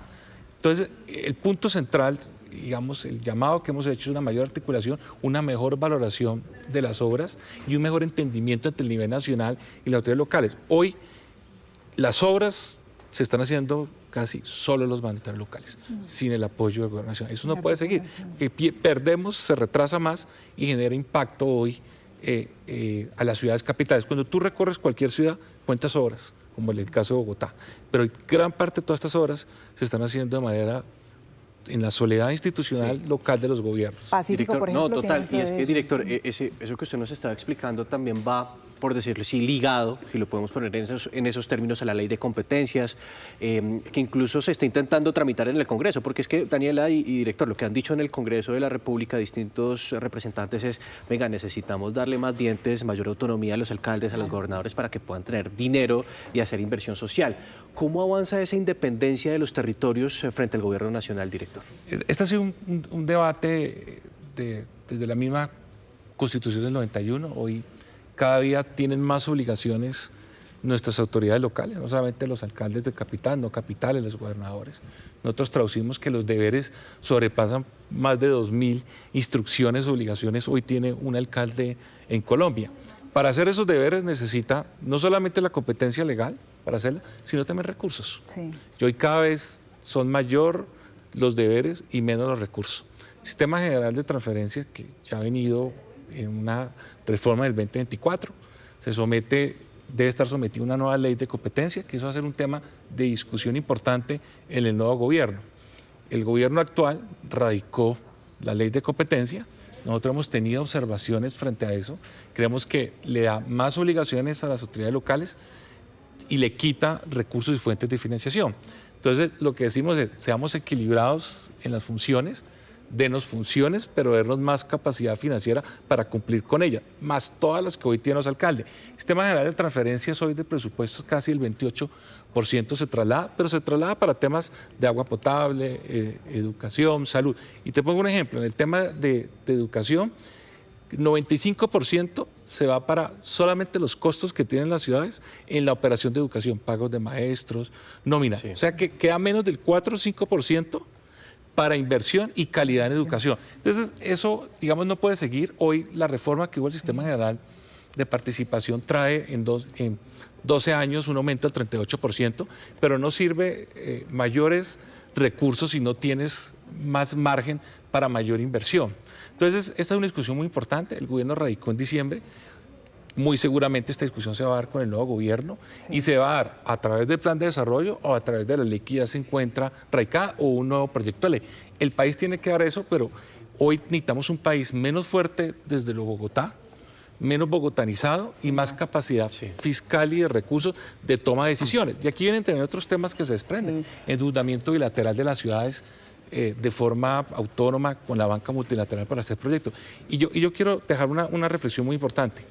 El mejor índice de manejo fiscal hoy las tienen las ciudades capitales por encima del índice de manejo fiscal del gobierno nacional. Sí. Hoy el problema fiscal es el nivel nacional, no en el nivel local. Ay, pues, director, qué interesante esta conversación desde Azocapitales. Además de estos retos que usted mencionaba, también se une la llegada del fenómeno del niño, un reto importante con el que llegará el nuevo presidente al país. De ese tema y de los otros temas que componen esa robusta hoja de ruta, el director va a hablar desde ya en minutos con nuestra señal en vivo, Noticias Caracol en vivo. Doctor Andrés, muchas gracias. Muchas gracias a ti y nuevamente un saludo a todos los televidentes a esta hora de la mañana en Noticias Caracol.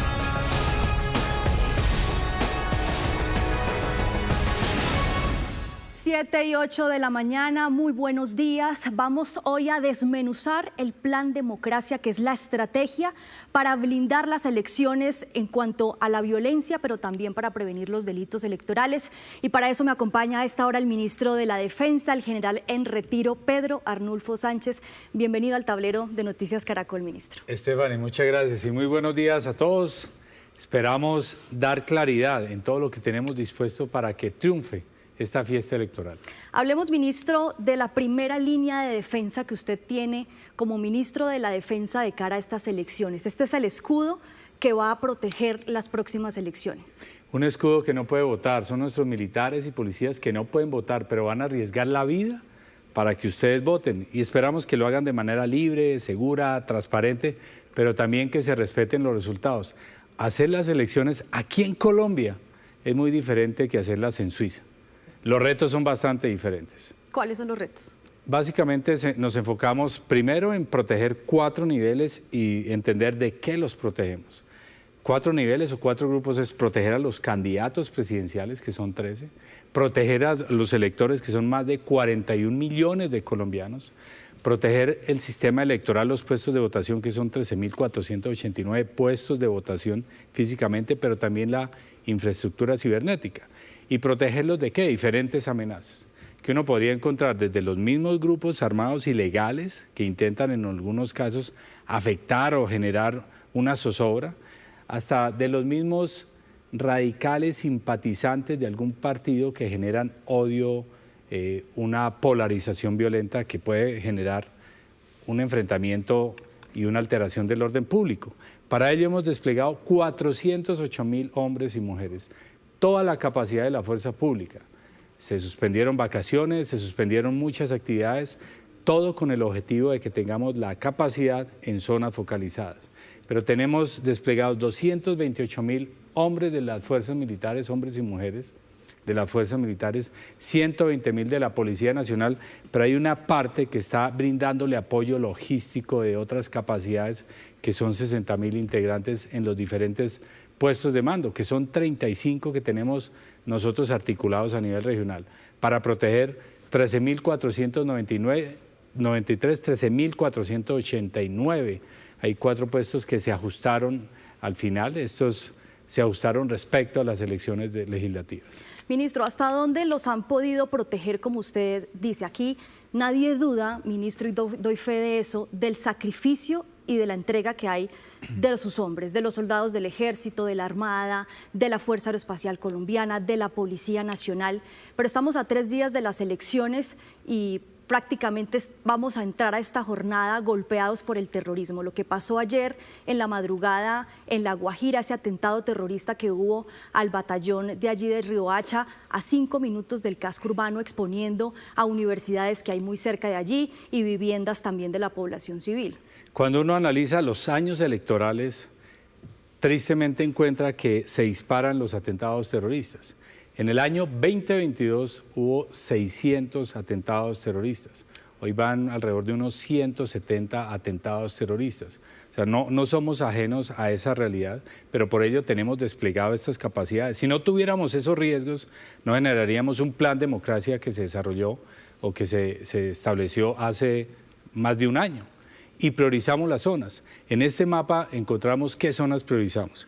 Priorizamos 67 municipios, de los cuales 32 municipios tienen probabilidad o alto riesgo de acciones violentas de grupos criminales y 38 municipios tienen probabilidad más bien de hechos de corrupción, de delitos electorales, de delitos o de no violencia más bien. Entonces uno diría 32 y 38, 70, ¿por qué 67? Hay 3 municipios donde convergen los 2 elementos.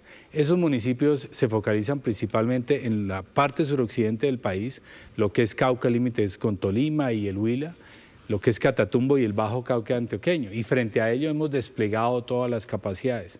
Pero si hablamos de protegerlos en este contexto, hablemos, por ejemplo, de los candidatos. Prácticamente que duplicamos la seguridad de los candidatos, está totalmente garantizada. Se han desarrollado 21 CORPE, que son reuniones para articular capacidades y proteger a los candidatos. Eso les ha permitido que desarrollen más de 600 eventos con total seguridad, con total garantía de que no les pase nada a ellos. Obviamente es necesario desplegar todas las capacidades, pero en el tema de los electores hemos focalizado qué grupos criminales están detrás de ellos, detrás de esas amenazas violentas, de esos atentados terroristas. Y encontramos 2 grupos principalmente. El cartel de las disidencias de Mordisco, que afectó el Cauca, en el cual nosotros neutralizamos incluso más de un 70% de los intentos de atentado terrorista, y el cartel del ELN. ¿Y a qué se deben esas acciones terroristas?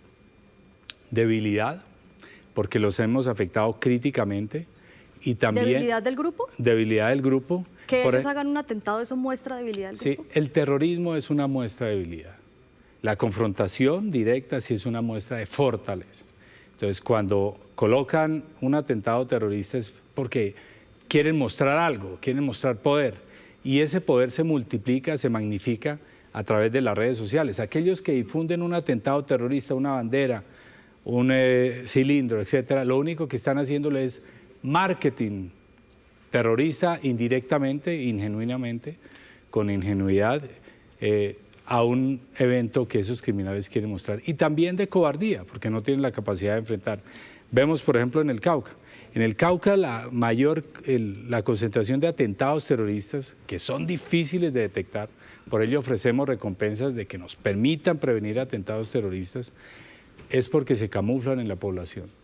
Va una persona en una moto, lo vimos en un vehículo escolar, en varios vehículos escolares, con vidrios polarizados, en ese calor pues pasa prácticamente desapercibido, pero por dentro llevaban cilindros. ¿Y qué pasa con la inteligencia, por ejemplo? Especialmente en estos 67 municipios que preocupan. La inteligencia ha permitido neutralizar alrededor de un 70% de los intentos de ataque terrorista, pero necesitamos también de toda la comunidad.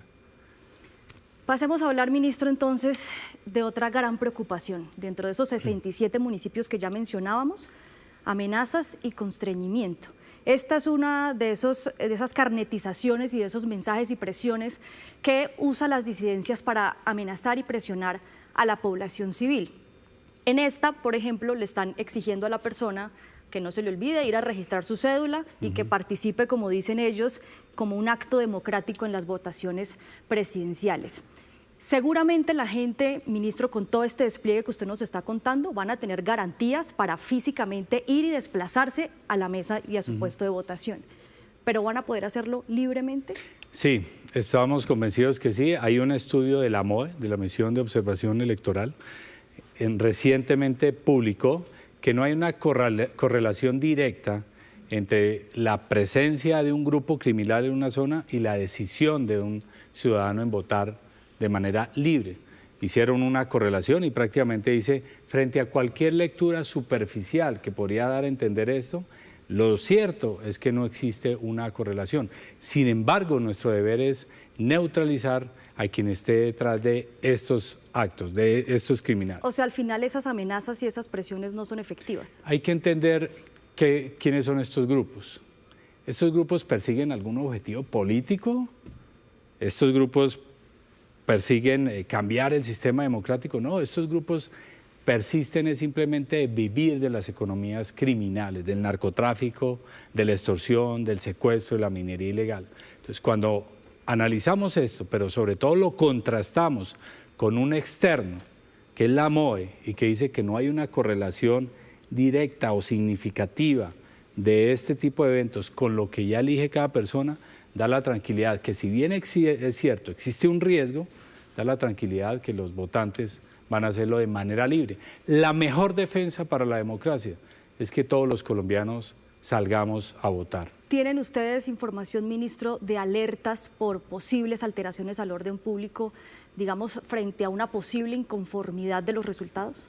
Sí las hay, digamos, la Defensoría del Pueblo ha lanzado diferentes alertas y hemos analizado en todo el sistema de integración de información de inteligencia electoral que existe ese riesgo y es de los más importantes riesgos. Estos criminales que extorsionan a las personas, hay que neutralizarlos, estamos haciendo operaciones contra ellos, pero el problema más grande que estamos viendo es la volatilidad que se está generando en las redes sociales.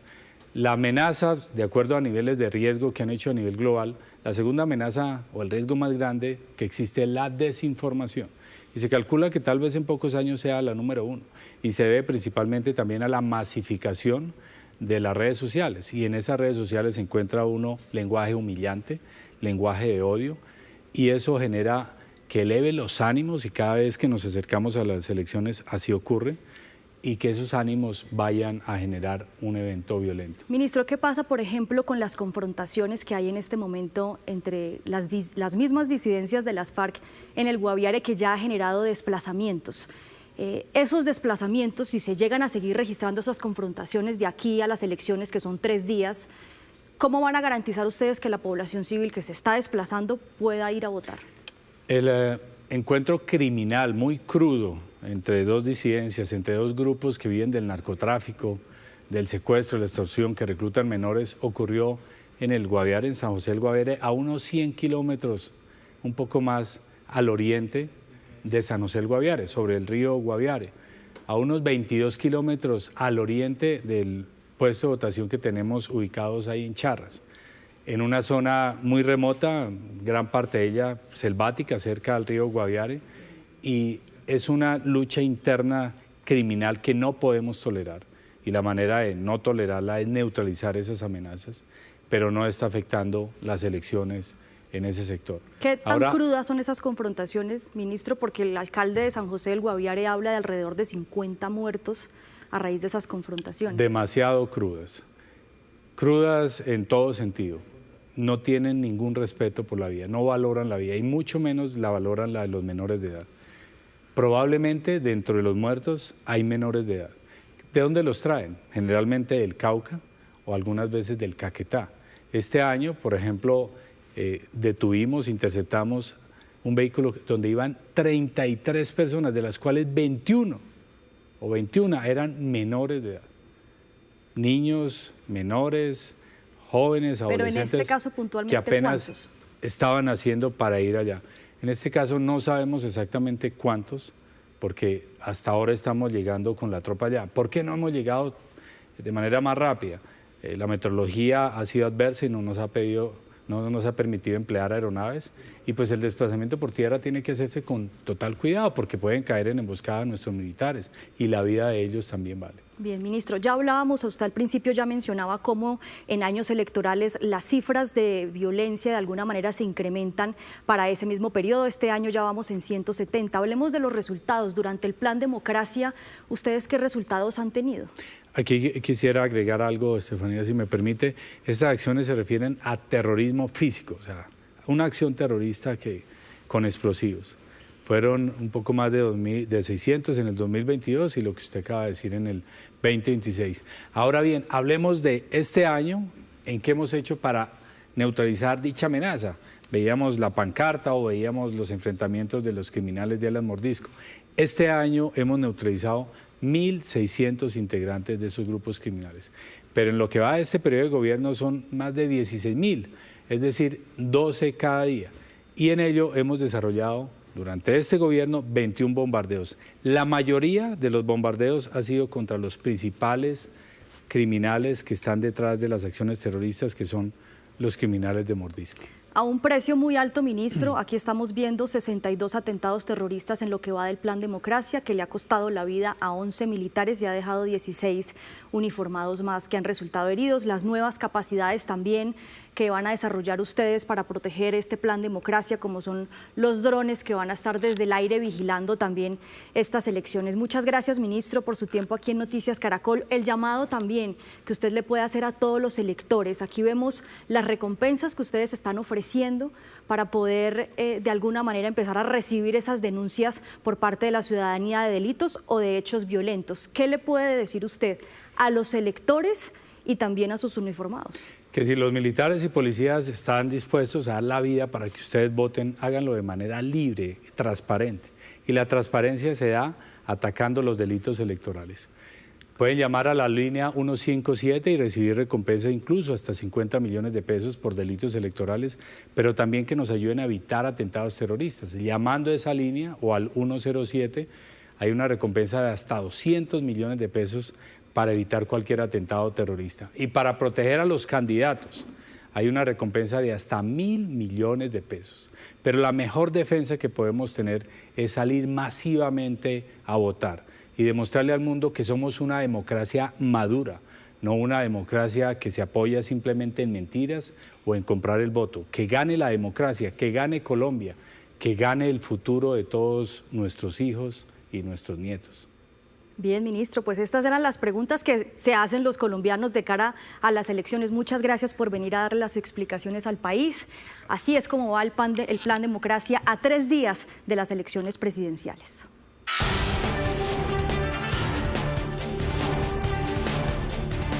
A las 7 de la mañana, 33 minutos, es momento de los 5 temas que están previstos en la agenda informativa del día. Tema 5.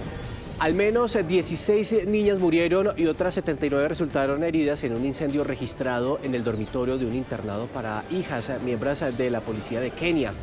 Aunque los bomberos lograron controlar las llamas, la estructura quedó completamente destruida por el fuego. El Ministerio de Educación informó que el internado se encontraban más de 800 estudiantes al momento de la emergencia y confirmó que allá avanzan las investigaciones. Cuarto tema, la crisis de Lili Pink y Joy sigue creciendo en el país. La SAE confirmó que ya recibió 87 solicitudes de centros comerciales y propietarios para terminar los contratos de arrendamiento de los locales donde funcionan estas tiendas. Según la Sociedad de Activos Especiales, una eventual salida masiva de estos puntos podría afectar a cerca de 260 empleados, en su mayoría mujeres cabeza de hogar. Tema 3. Un estudiante de 16 años murió tras una práctica informal de boxeo con otro compañero en un colegio de la localidad de Suba, en Bogotá. El joven se desplomó después de recibir un golpe en el pecho y, aunque fue trasladado a un centro médico, falleció minutos después. Las autoridades investigan las circunstancias de este hecho. Segundo tema. El presidente de Ecopetrol, Ricardo Roa, estará fuera de su cargo por 30 días más. La Junta Directiva de la compañía confirmó que su regreso ya no será a finales de junio, sino hasta julio, debido a una incapacidad médica. Roa había solicitado vacaciones y una licencia no remunerada en medio de los procesos judiciales que enfrenta por presuntas irregularidades en la financiación de la campaña presidencial de Gustavo Petro y la compra de un apartamento en Bogotá. Tema 1. Preocupante panorama de orden público a solo 3 días de las elecciones presidenciales. En Teorama Norte de Santander, el ELN hostigó a tropas del ejército. Los militares recibieron apoyo de helicópteros arpía de la Fuerza Aérea para repeler el ataque. Y en Guaviare, los combates entre las disidencias de alias Iván Mordisco y alias Caracá ya dejarían cerca de decenas de víctimas. El ministro de Defensa advirtió que entre las víctimas podría haber menores de edad.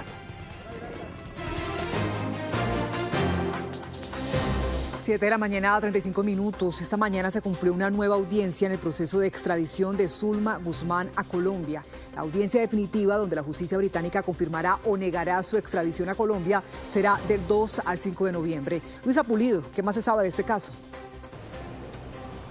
Tras una audiencia express de apenas 1 minuto y medio aquí en la Corte de Magistrados de Westminster, la defensa de Zulma Guzmán Castro confirmó que el 30 de junio presentará el paquete probatorio, los argumentos, los documentos por los que considera que su cliente no debería ser extraditada a Colombia, donde es solicitada por ser la principal sospechosa tras la muerte de 2 menores de edad envenenadas con talio. El abogado defensor James Stratensfield, el principal de Zulma Guzmán Castro aquí en Londres, dijo que se está cumpliendo todo el debido proceso para esa gran audiencia de extradición, la definitiva, que será del 2 al 5 de noviembre en esta misma corte, luego de que el mismo abogado alertara en marzo que había riesgos de que esta no pudiera cumplirse por la demora para autorizar la visita de 2 expertos británicos en cárceles, pero ya como sabemos, los expertos Alan Mitchell y Bradley Hiller visitaron la cárcel El Buen Pastor en Colombia.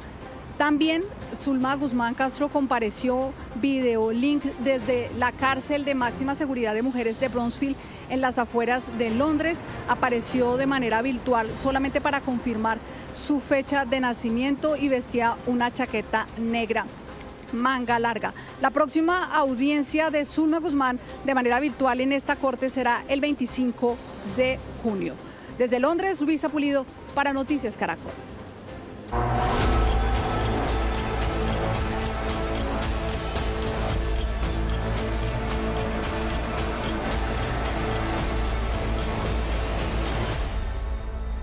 Hoy se cumplen 10 años de la intervención que acabó con el antiguo Bronx en Bogotá. La también conocida Zona L fue la zona de microtráfico y crimen más temida de la capital. Estas 3 calles, ubicadas en el barrio Voto Nacional, en la localidad de Los Mártires, en pleno centro de Bogotá, operaron durante años sin ley, dominadas por mafias. Allí se ejercía la explotación sexual, el secuestro, la tortura y el microtráfico. Ese fue el territorio que se configuró después de lo que se conocía como el Cartucho, pero terminó siendo peor, más violento, más cerrado, más temido. Durante años, las autoridades no podían entrar. El Bronx terminó convirtiéndose en el mayor enclave criminal impuesto en el corazón de la capital del país. Estaba a una distancia aproximada de 12 cuadras de la presidencia, a cerca de 8 cuadras de la Alcaldía Mayor de Bogotá y quizás lo que más impactaba a los ciudadanos, a tan solo 6 cuadras del antiguo comando de la Policía Metropolitana en la avenida Caracas con calle Sexta. Pues precisamente, Nicolás, vamos a hacer memoria. Sí. Un 28 de mayo de 2016, cuando los bogotanos apenas despertaban, más de 2.500 hombres del CTI, de la Fiscalía, del Ejército, de la Policía, avanzaron en silencio hacia ese corazón del Bronx. Se trató de una operación planeada durante meses que quebró el cerco de miedo de un territorio tomado por el crimen. Esa madrugada, entre calles oscuras y laberintos improvisados, fueron rescatados a más de un centenar de menores de edad y personas secuestradas. 10 años después reconstruimos la historia de este lugar, que fue uno de los escenarios más aterradores de la capital del país.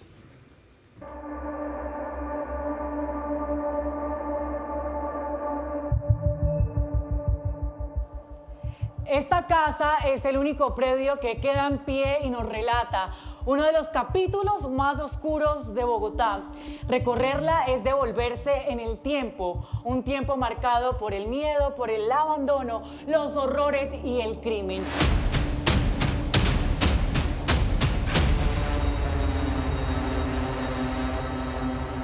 Hoy, 10 años después, volvemos a lo que se conocía como el antiguo Bronx. Después de su intervención, en este lugar, en esta L, se intenta y se cuenta otra historia distinta el día de hoy. Pero para entender lo que es, hay que volver a lo que fue, de lo que muchos llaman un verdadero infierno.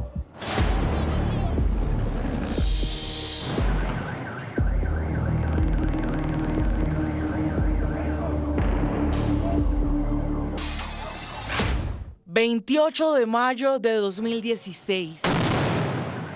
El sonido seco de las granadas aturdidoras rompió el silencio de la madrugada. Y también la frontera invisible que durante años había convertido este lugar en un territorio impenetrable. Era sábado 6 de la mañana. En el corazón del Bronx comenzaba una operación que llevaba meses preparándose en silencio. Cerca de 2.500 hombres del CTI de la Fiscalía y de la Fuerza Pública aguardaban para entrar. Este video grabado por uno de los agentes del CTI muestra cómo detrás de esta barricada humana intentaban cubrirse de bolsas llenas de excremento que eran lanzadas desde adentro para detener la intervención. ¿Se les acabó las bolas a estos manes? El secuestro y tortura de 2 agentes del CTI que habían ingresado desarmados y de civil haciendo labores de inteligencia dejó claro para las autoridades que el Bronx era un mundo aparte, con sus propias reglas. La decisión fue entrar para tomar el control.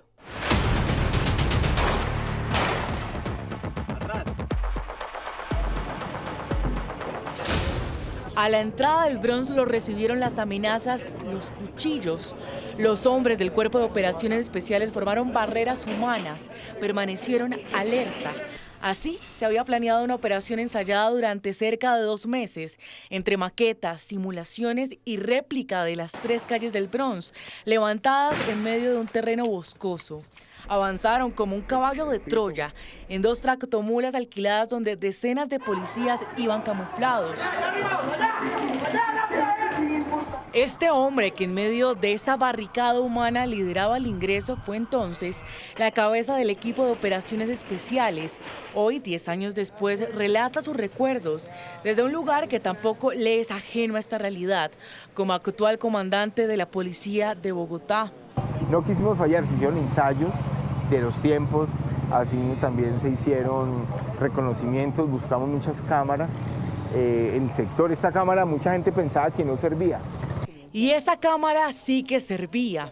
En ella quedaron captados los llamados Saiyajines, hombres vestidos de camuflado y armados con fusiles hasta los dientes, los guardianes de este territorio sin ley.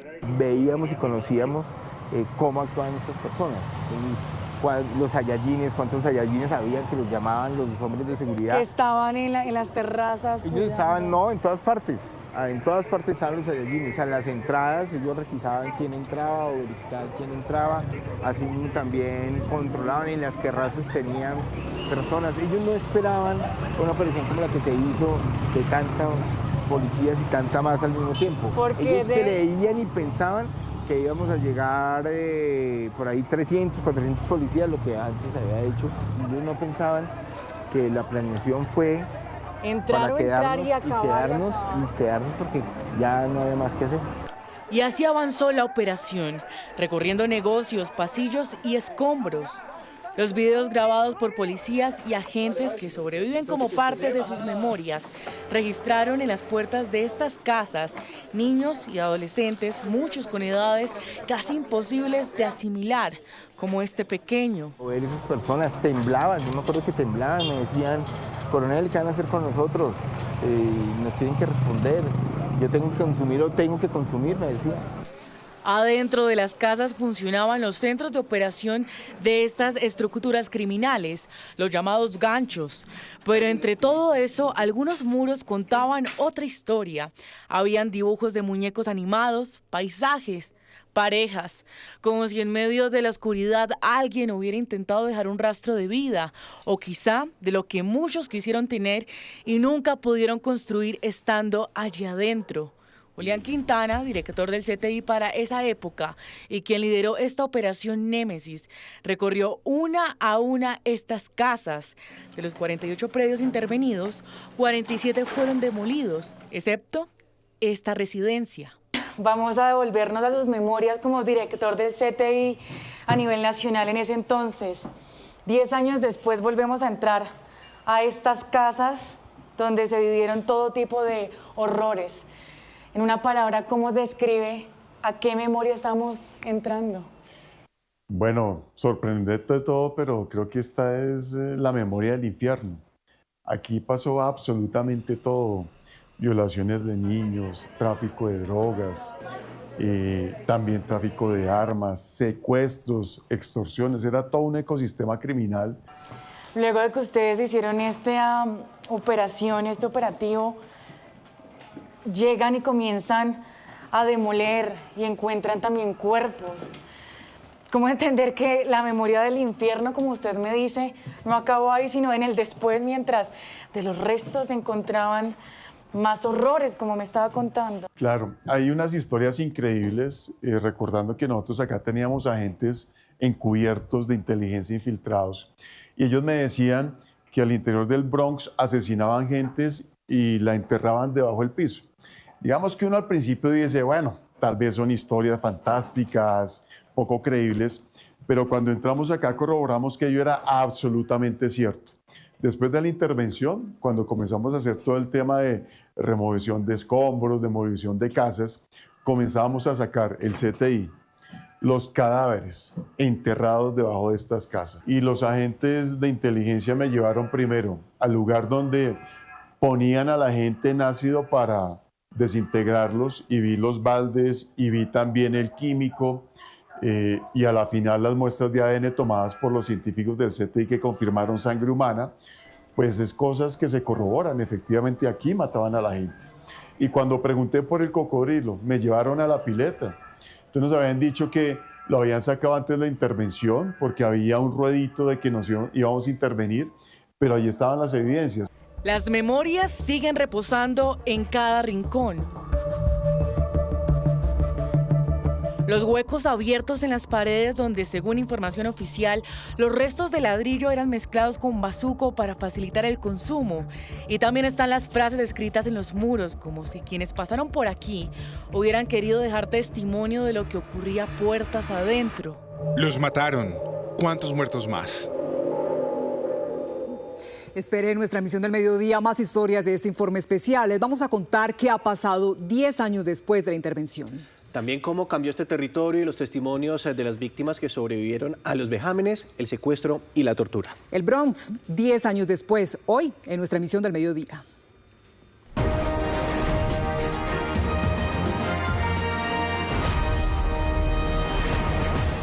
Colombia decide 2026. Faltan 3 días, 11 horas y corren los segundos para que se abran las urnas el domingo 31 de mayo, cuando decidiremos quién será el próximo presidente de Colombia o qué candidatos van a pasar a la segunda vuelta presidencial.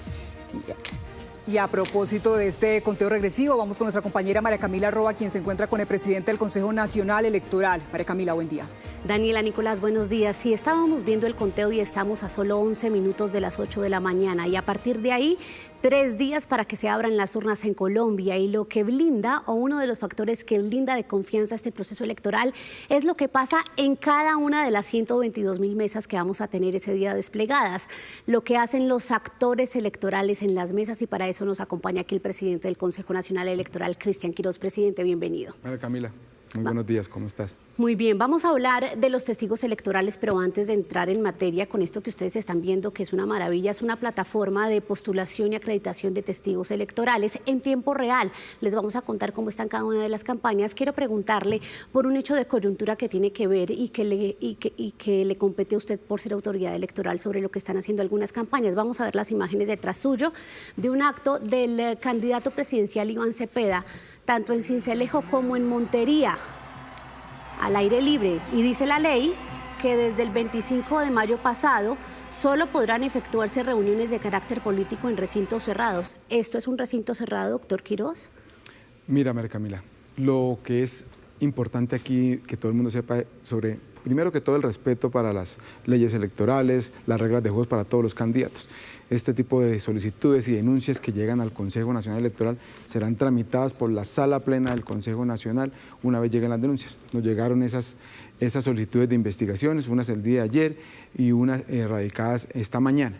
Una vez se tome decisiones sobre estas acciones administrativas, el Consejo Nacional Electoral tendrá que pronunciarse sobre esto junto con la autoridad administrativa, que para este caso serían los alcaldes y gobernadores. Pero, candidato, o sea, no le estamos pidiendo que analice un tema de reporte de cuentas, sino una imagen. O sea, mira la imagen, un recinto abierto, la autoridad electoral debería tomar una postura y hacer un llamado a los candidatos. O sea, mire usted cómo el evento está al aire libre. Sí, yo creo que hoy en sala plena extraordinaria tendremos que tomar acciones, miraremos decisiones y la sala plena tendrá que analizar estas solicitudes de estas denuncias. Bueno, vamos entonces a estar atentos a lo que pasa en sala plena. Entremos en materia, ¿le parece? Estamos viendo aquí esta plataforma de postulación de testigos electorales para saber cómo está la cobertura en materia de testigos por cada mesa. Tenemos 122.000 mesas y nos dice esta plataforma de ustedes, presidente, que hay un 96,8% de cobertura, 3.900 mesas sin cobertura. ¿Qué pasa con estas mesas que están sin cobertura, presidente? María Camila, mira, esta es una gran plataforma de postulación de actores electorales, testigos, auditores de sistemas y la gran emisión de observación. Lo que tú ves acá es una plataforma. Este mismo tablero lo tiene cada campaña en su sede. Cada campaña tiene este mismo tablero donde puede seguir en tiempo real su postulación. Las campañas se encargan de postular, el Consejo Nacional de acreditarlos y capacitarlos. Hoy cerramos esa postulación de los partidos, tienen hasta las 5 de la tarde. 9 horas tienen. Está el conteo, esperamos que todas las campañas cumplan, estamos en la capacidad de recibirles 123.000 personas a cada una de las campañas para que haya ojos en todas las mesas, en las más de 123 mesas en todo el país. Bueno, vamos a ver rápidamente estos datos. En este momento hay registrados 340.000 actores electorales, 319.000 son testigos postulados por las agrupaciones políticas, 13.000 son observadores nacionales, 1.300 observadores internacionales y los auditores de sistemas, que ya usted nos los va a explicar, son también postulados por los partidos políticos. Pero me interesa mucho, presidente, que entremos en materia sobre cómo están entonces cada una de las campañas, y para eso vamos a ver este modo inversivo. Aquí está en tiempo real el número de testigos que tienen cada una de las campañas y vamos a utilizar el mapa de Colombia porque es que incluso hay mapa a nivel mundial de cómo están las campañas. Empecemos como por intención de voto. Iván Cepeda entonces tiene ¿cuántos testigos y cómo está su cobertura, presidente? Bueno, mira. En total de las 123.000 mesas, la campaña de la Fórmula 1 del doctor Iván Cepeda, la doctora Aida Quilcue, tiene 108.177 testigos. Hoy están acreditados y están en proceso de capacitación. Esperamos que hoy a las 5 de la tarde complete las 123.000, muy seguramente esta campaña va a cumplir con toda. Aquí tienen el mapa de calor y aquí está el porcentaje de cobertura. Hoy está en el 78.5%. Esperamos que hoy termine de postular todas las mesas posibles en todo el país. ¿Qué pasa, por ejemplo, aquí en Caldas, que tiene solo el 51% de cobertura esta campaña? Bueno, María Camila, lo importante aquí es que, vuelvo y les digo, este mismo tablero que estamos viendo acá lo tiene cada campaña. Y cada campaña hoy en tiempo real a esta hora puede estar verificando dónde y en qué mesa tiene o no tiene testigos. Lo importante es que ellos sepan que hay una mesa o 2 mesas o 3 mesas, o para este caso el 51% en este departamento que todavía no tiene cubierto con testigos electorales. Espero que, como nos pasa a todos los colombianos, hoy, el último día, vamos a tener el 100% de todas las mesas. Como se acostumbra, y tiene razón usted en eso. Bueno, vamos a devolvernos y vamos a ver cómo está el mapa de Abelardo de la Espriella. Tiene hasta ahora 91.292 testigos electorales y le quiero preguntar, doctor Quirós, ¿qué hace un testigo? Digamos, si el testigo está en la mesa y ve una irregularidad, ¿cómo la reporta?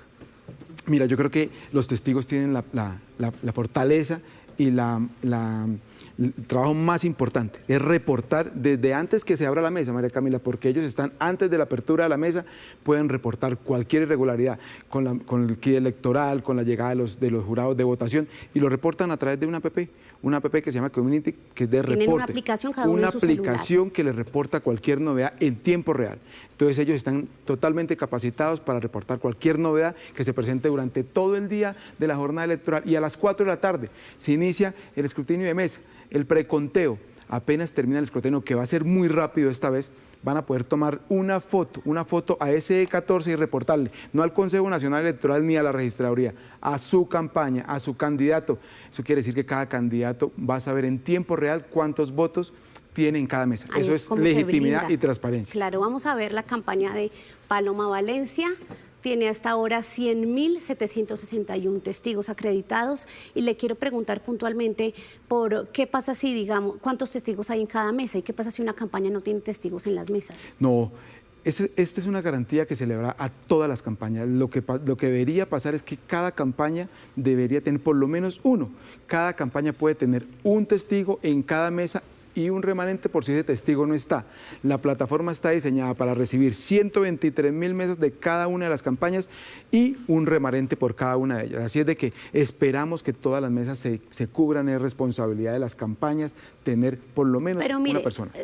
Usted dice por lo menos una persona, es decir, podría haber hasta 12 testigos por mesa, pero ¿qué pasa con una campaña como por ejemplo la de Sondra McCollins, que tiene 45 testigos acreditados hasta ahora a nivel nacional? Su mapa está en rojo. Sí, yo creo que las campañas, esto es una garantía de las campañas, es voluntad de las campañas tener testigos. Por eso tú ves campañas que tienen cubierto casi el 100%, porque es la responsabilidad de cada una de las campañas. Nosotros les brindamos las herramientas, pero la postulación sí depende solamente de las campañas, de la responsabilidad de cada una de ellas, de tener o no en cada mesa ojos. Rápidamente vamos a mirar cifras, por ejemplo, de Claudia López. Tiene 9.393 actores registrados, son 9.300 testigos. Sergio Fajardo tiene 13.225 testigos registrados. Y ahí le quiero preguntar, doctor, por una queja de algunos candidatos como Claudia López sobre un anticipo que se demoraron mucho en girarles. ¿Qué pasó con esa plata? Los anticipos a todas las campañas que nos solicitaron anticipos se les giraron. ¿Cuál era la demora? La demora no es por el Consejo Nacional Electoral, eso tiene unos requisitos legales que les pide una expedición de una póliza de garantía. La póliza de garantía la conseguimos hasta la semana pasada, pero a todas las candidaturas que solicitaron anticipos se les entregaron, absolutamente a todas. Y le quiero preguntar por los gastos. Ayer Transparencia por Colombia decía que todas las campañas se rajan en lo que es reportar debidamente esos gastos. ¿Ustedes cómo le están poniendo la lupa a eso? Mira, María Camila, nosotros tenemos una gran plataforma que se llama Cuentas Claras. Cuentas Claras es la plataforma donde todos los candidatos deberían, por una cuestión legal y moral con sus electores, reportar día a día sus gastos. ¿Qué es lo que pasa? Por la Constitución y por la ley ellos tienen hasta 2 meses después de el certamen electoral. Después del 31, después de este domingo, tienen 2 meses para arreglar todas sus cuentas en ese aplicativo. Y ahí se activa la competencia del Consejo Nacional Electoral. Pero quiero que quede algo muy claro. El Consejo Nacional Electoral investiga todas las campañas. Todas las campañas se pueden investigar por el Consejo Nacional Electoral. Una pregunta final, presidente Quirós. ¿Cómo va el tema de las elecciones en el exterior? Porque allí también hay testigos electorales. No hemos tenido al día de hoy ningún reporte, tenemos una mesa de ayuda 24/7, tenemos la misión de observación más grande de la historia, tenemos observación internacional, no tenemos al día de hoy ningún reporte, pero lo que quede claro es que tenemos una mesa de ayuda para todas las campañas, para todos los candidatos, 24/7, hace un mes, con un padrino que les pueda atender todos los días cualquier reclamación. Pues entonces el llamado del CNE es a que en estas 9 horas que quedan, está el conteo, las organizaciones políticas terminen de postular a sus testigos para que haya cobertura en todas las mesas. Presidente Quirós, ha sido un gusto tenerlo aquí en Noticias Caracol. A ti, María Camila, y el llamado el próximo domingo, salgan a votar en familia, es responsabilidad, de eso depende el futuro de su municipio, su departamento y del país. 8 de la mañana, 9 minutos. Gracias por continuar con nosotros. A esta hora hay duras críticas al gobierno nacional por parte de las directivas de la EPS Ecosalud, después de que un fallo judicial ordenara de nuevo la intervención de la superintendencia. En medio de estos líos administrativos están 3 millones de afiliados. Desde Cartagena, Tatiana Rodríguez nos tiene más detalles. Miren, y es que esta decisión judicial responde a un recurso interpuesto por la Superintendencia de Salud para que le fuera devuelta la administración de la EPS Ecosalud. El fallo no solo respalda, sino que también establece una hoja de ruta por los próximos 3 meses. Ante esta decisión, Ecosalud respondió con duros cuestionamientos. Que lo único que hace es saquear las EPS intervenidas. No ha habido una sola intervención que demuestre resultados positivos y favorables. Y hoy, nuevamente, con este anuncio, no podemos esperar nada distinto a un cierre generalizado de los servicios. Quiere decir que el levantamiento de la medida, al contrario de estabilizar la operación, lo único que va a generar es una incertidumbre profunda en la red de prestadores. El fallo también ordena el acompañamiento especial por parte de la Procuraduría y la Contraloría para que garanticen que los recursos y la gestión estén encaminada en garantizar los derechos de los 3,3 millones de usuarios de Cosalud. Y me despido con la siguiente información, y es un incendio de grandes magnitudes que se registró en la madrugada de este jueves en una bodega de reciclaje en el barrio Enequén. Pues la emergencia ya fue controlado por el cuerpo de bomberos, pero manifiestan que continúan en la zona realizando la extinción de los puntos calientes. Por fortuna, esta emergencia no dejó lesionados. Tatiana, gracias. Y hablando de preocupaciones en el campo de la salud, en Antioquia, centenares de anestesiólogos decidieron suspender sus servicios por falta de pago. Mariana Rodríguez, cuéntenos, ¿desde cuándo suspenderán actividades? ¿Qué se sabe? Desde hoy, hace unos minutos, ya comenzó esa suspensión. Desde hoy, jueves 28 de mayo, se suspenden los servicios de anestesiología aquí en el Hospital San Vicente de Paúl del municipio de Caldas, esto en el sur del Valle de Aburrá, porque dice el personal que están cansados, que no dan más por la falta de pago que ya acumula más de 1.000 millones de pesos, un pago que no les ha llegado a ellos ya por unos 5 o 6 meses. Para hablar mejor de la situación, está con nosotros Esteban, es el representante justamente de los anestesiólogos del hospital, el señor Esteban Bustamante. Bienvenido a Noticias Caracol, Esteban, y pues hablemos de la situación de ellos hoy. ¿Por qué deciden entonces tener que suspender los servicios? ¿Qué está pasando? Bueno, el hospital no paga los servicios de anestesiología desde el mes de septiembre del año pasado. Es una cartera que ya supera los 1.300 millones de pesos en total. Se han realizado todas las gestiones ante el gerente del hospital, ante la junta directiva, se ha escrito y no se ha logrado que se realice el pago, razón por la cual ya a partir de hoy ya es imposible continuar con la atención de los servicios, excepto los de urgencias. Se afecta al personal médico, pero también la gente. Es un hospital que entiendo recibe pacientes de diferentes municipios de Antioquia. Sí, realmente lo que se afectaría sería anestesiología para los procedimientos quirúrgicos de cirugía general, ginecobstetricia, ortopedia, no solamente acá en el municipio de Caldas, sino remitidos de otros municipios del suroeste antioqueño. Esteban Bustamante, gracias entonces por darnos un panorama de lo que está pasando en este momento acá en el municipio de Caldas en materia de salud. Hoy entonces se suspenden los servicios de anestesiología aquí en el San Vicente de Paúl por una deuda que acumula 1.300 millones de pesos al grupo de anestesiólogos que trabaja en este hospital. Importante también reiterar que más o menos al día se van a dejar de realizar entre 20 y 30 cirugías justamente tras la suspensión de ese servicio acá en el municipio de Caldas. Ay, Mariana, el sistema de salud que sigue generando preocupaciones a los ciudadanos. Cambiamos de tema porque en Barranquilla se disparó la venta de electrodomésticos por cuenta de la Copa Mundial de Fútbol. Argemiro Pion, ¿qué es lo que más se está vendiendo?